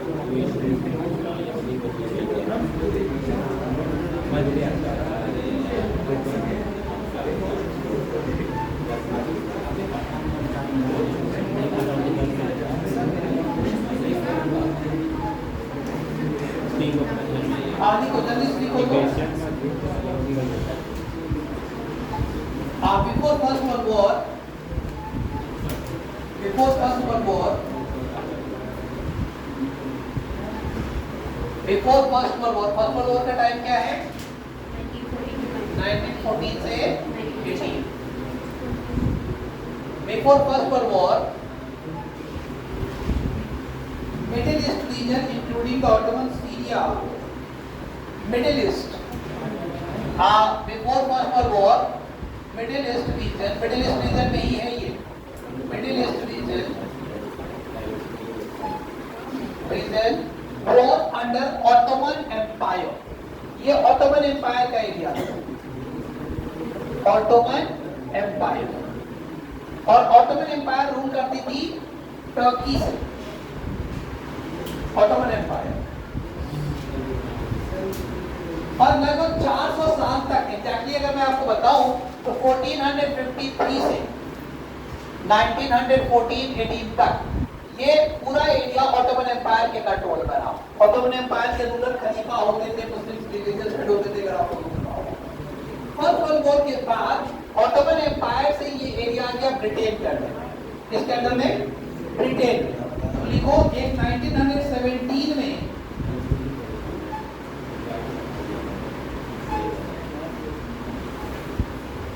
इन 1917 जब ये ब्रिटेन के अंदर में आ गया फर्स्ट वर्ल्ड वॉर के बाद में, तो ब्रिटेन ने एक रेजोल्यूशन पास किया कि यहाँ पे ये जो एरिया है, अगर आप इसको देखोगे ये पूरा मेडिटेरेनियन सी है, यहाँ पे है इजराइल।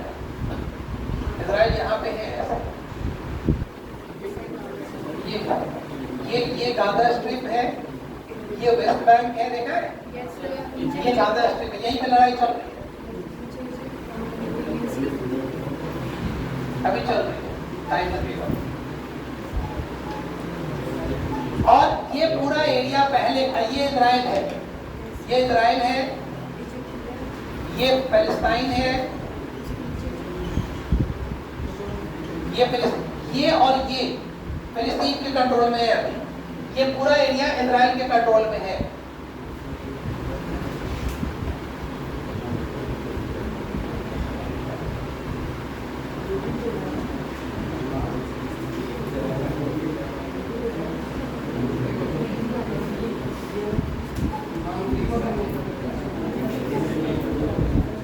तो ये एरिया फिलिस्तीन हुआ करता था, ठीक है?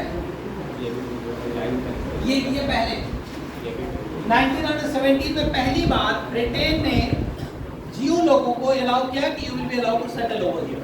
लिखो 1917 में उस एग्रीमेंट का नाम लिखो, बाल्फोर डिक्लेरेशन। बाल्फोर डिक्लेरेशन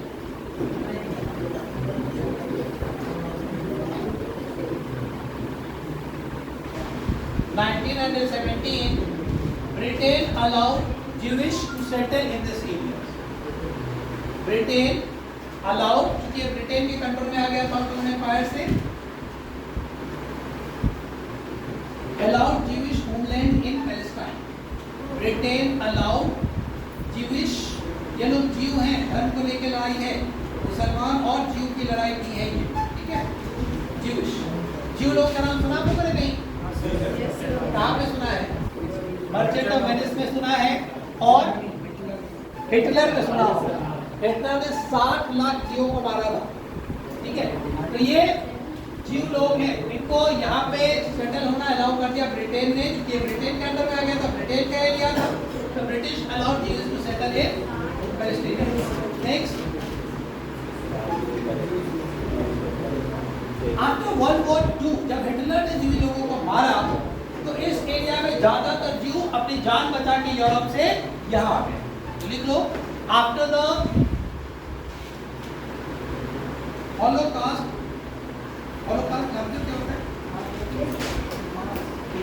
हाँ, Holocaust of Jewish in Germany, after the Holocaust of Jewish in Germany, large number of Jewish people came in Palestine. Large number of Jewish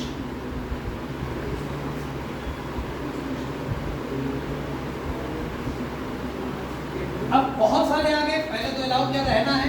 अब सेकेंड वर्ल्ड वॉर के बाद जब आप लोगों ने पढ़ा है, सेकेंड वर्ल्ड वॉर सुना है, हिटलर का टाइम 1939 से लेकर 45 तक, इसके बाद जब हिटलर ने लोगों को मारा तो बहुत सारे लोग यूरोप छोड़ के इस एरिया में आ गए, सारे जीव यहाँ आ गए। अब इसके बाद एक प्रेशर पड़ने लगा कि लोगों के लिए अपने होमलैंड कंट्री अलाउ कर दिया जाए, तो यूएनओ ने एक रेजोल्यूशन पास हुआ 1948 में, जिसके अकॉर्डिंग यूएनओ ने इसको मान्यता दे दी क्या, ठीक है, यहाँ पे इजराइल के लिए अलग कंट्री बनना चाहिए। देखो इन 1948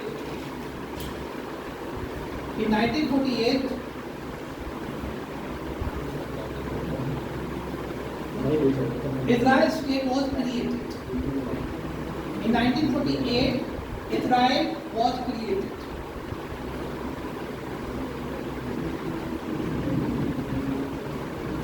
Done?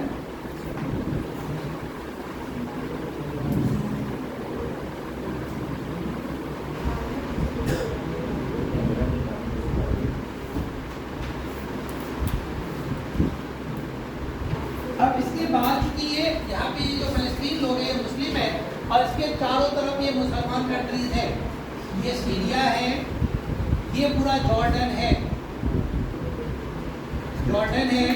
ये इजिप्ट है, ये इजिप्ट है, ठीक है।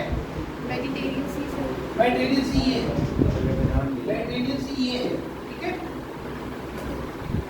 वापस करके ऊपर ऐसे तो almost it is surrounded by all Muslim countries. ऊपर सीरिया है, जॉर्डन है, इजिप्ट है, आगे सऊदी अरेबिया है, उसके और आगे इराक है, फिर ईरान। देखिए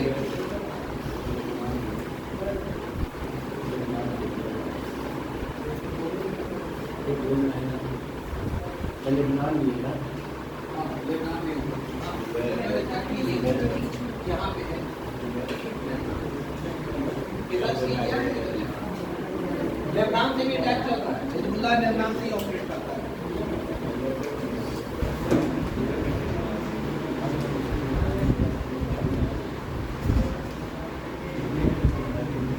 दो तीन लड़ाई लिख लो इम्पोर्टेंट, इनके बीच दो तीन लड़ाइयाँ हुई है।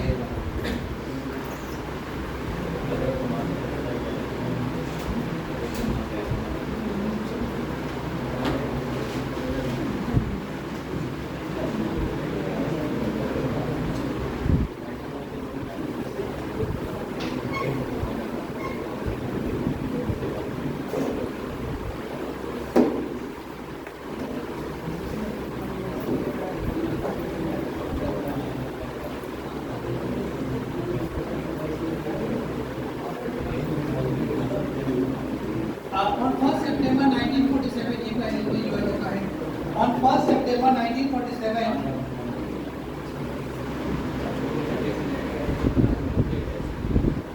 UNO announced that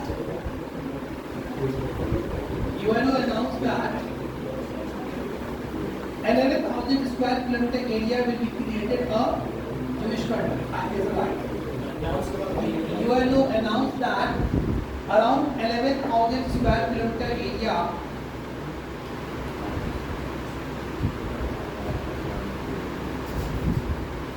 will be created.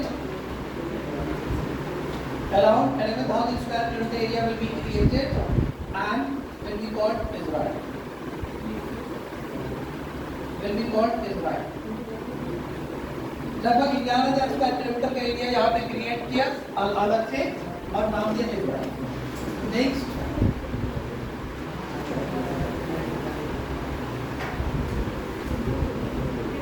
अब इसके बाद इजराइल की और अरब कंट्रीज की कई लड़ाइयाँ हुई, दो तीन लड़ाइयाँ पहला लिख लो।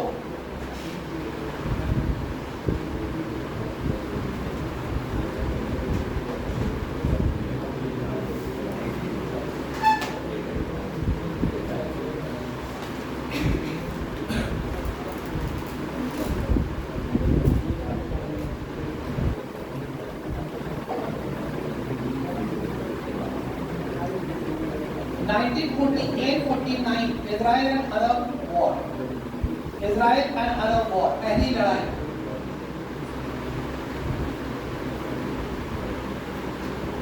जब इजराइल ने अपने आप को इंडिपेंडेंट डिक्लेयर किया, अरबियन कंट्रीज ने ऑपोज किया। अरबियन कंट्री में सारे जितने सीरिया, जॉर्डन, इजिप्ट ने मिलकर प्रोटेस्ट किया। पहली लड़ाई होती है 48-49 में।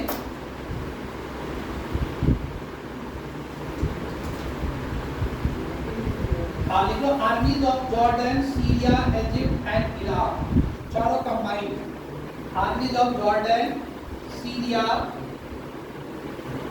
Egypt and Iraq attack Israel. चारों ने मिलके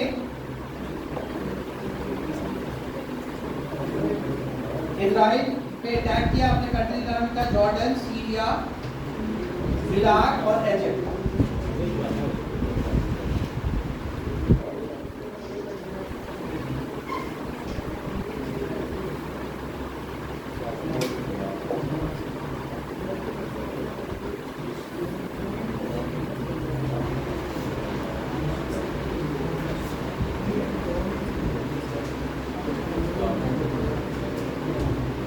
Resulted in, इसका रिजल्ट हुआ victory of Israel.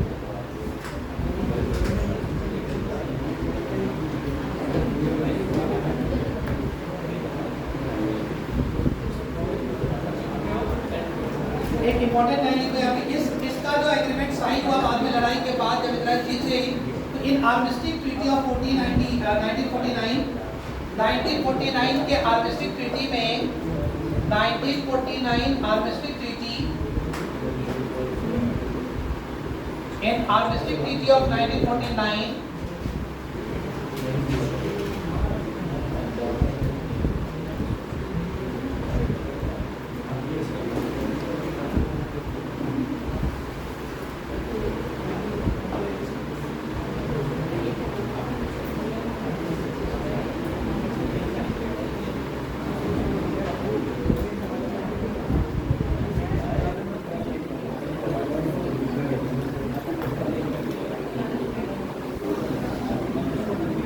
Area of West Bank, area ये जो हमने वेस्ट बैंक लिखा है, ये area of West Bank was given to Jordan.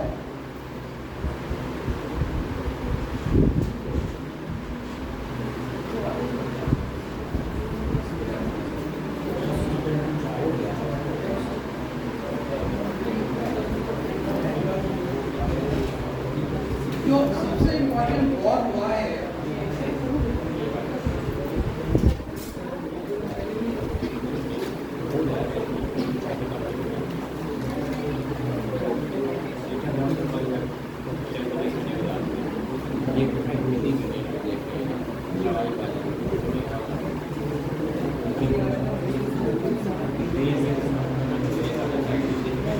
सबसे इम्पोर्टेंट वॉर है 1973 का, सबसे इसके बाद ये जो अभी रिसेंटली हुआ सितंबर है, इसका नाम है लिखो वॉर ऑफ योम किप्पुर। 1973 वॉर ऑफ योम Kippur,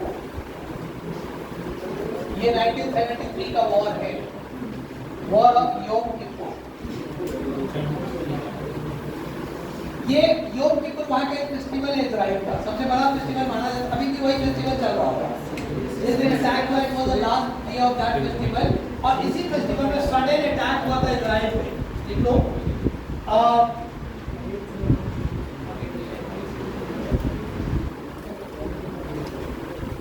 Egypt and Syria suddenly attacked on Israel. Egypt and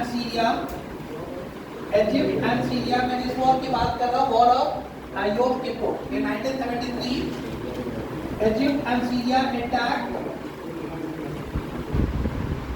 Israel.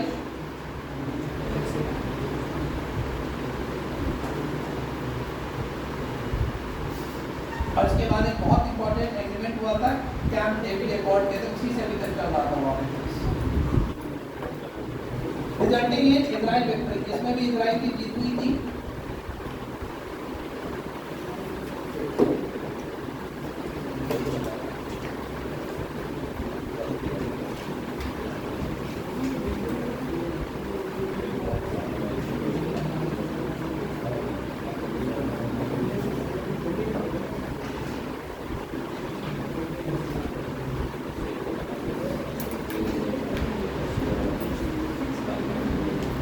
अब अगला हेडिंग लिख लो हमास, हमास के बारे में बताएं।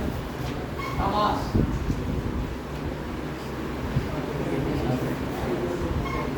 इन 1987, हमास का जन्म हुआ 1987 में। इन 1987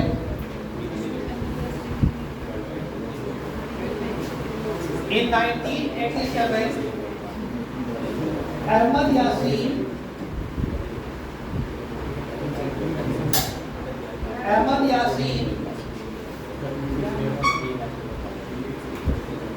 यासीन एंड दो लोगों ने मिलकर हमास बनाया था। Ahmed Yassin and Abdul Aziz al Rantisi. Abdul Aziz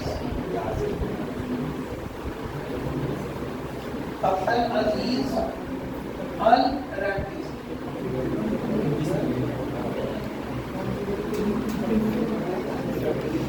Abdul Aziz al Rantisi दोनों ने मिलकर हमास बनाया है 1978 में।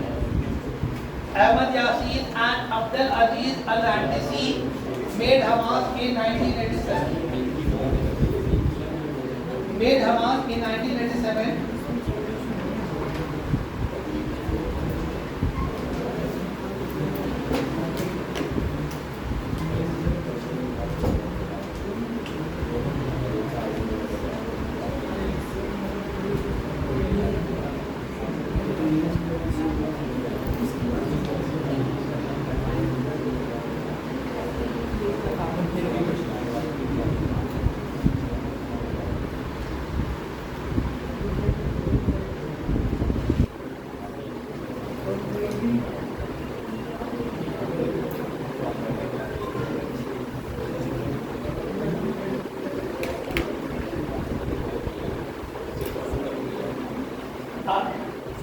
Next देखो 93 2000 ओस्लो एग्रीमेंट. ओस्लो एग्रीमेंट लिख लो.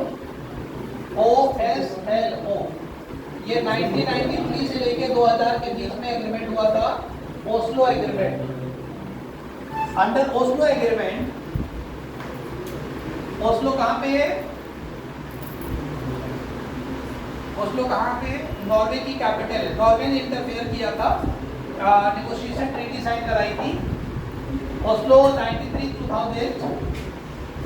West Bank and Gaza Strip was given to Palestine. Under Oslo Agreement, Gaza Strip and West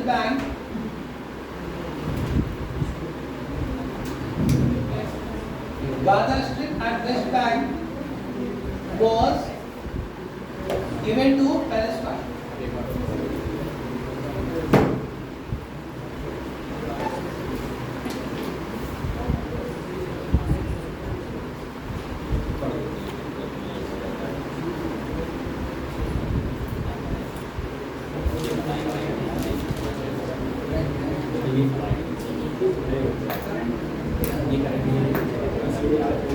अभी फिलिस्तीन के प्राइम मिनिस्टर कौन है?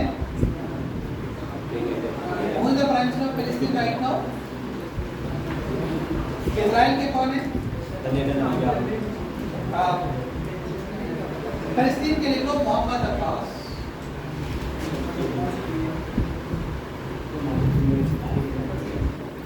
मोहम्मद अब्बास. फिलिस्तीन के रेवोल्यूशन में एक बहुत बड़ा नाम मिलेगा, आप लोग जब रीड करोगे, यासर अराफात. किसका नाम सुना है? यासर अराफात बहुत बड़े लीडर थे पैलेस्टीन मूवमेंट के. इन्होंने PLO बनाया था, पैलेस्टीन लिबरेशन आर्मी बनाई थी. यासर अराफात. अभी मोहम्मद अब्बास है यहाँ के prime minister.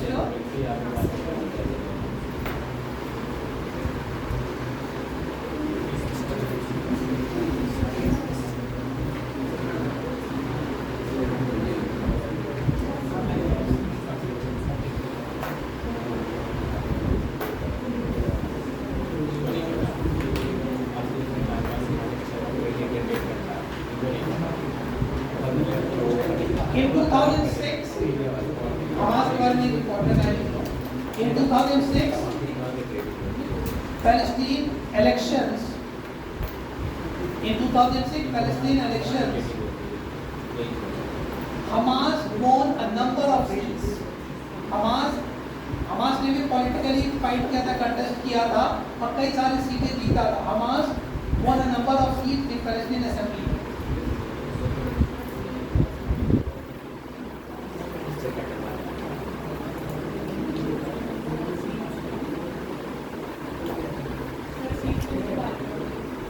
In 2006 election, Hamas won a number of seats in Palestine Assembly.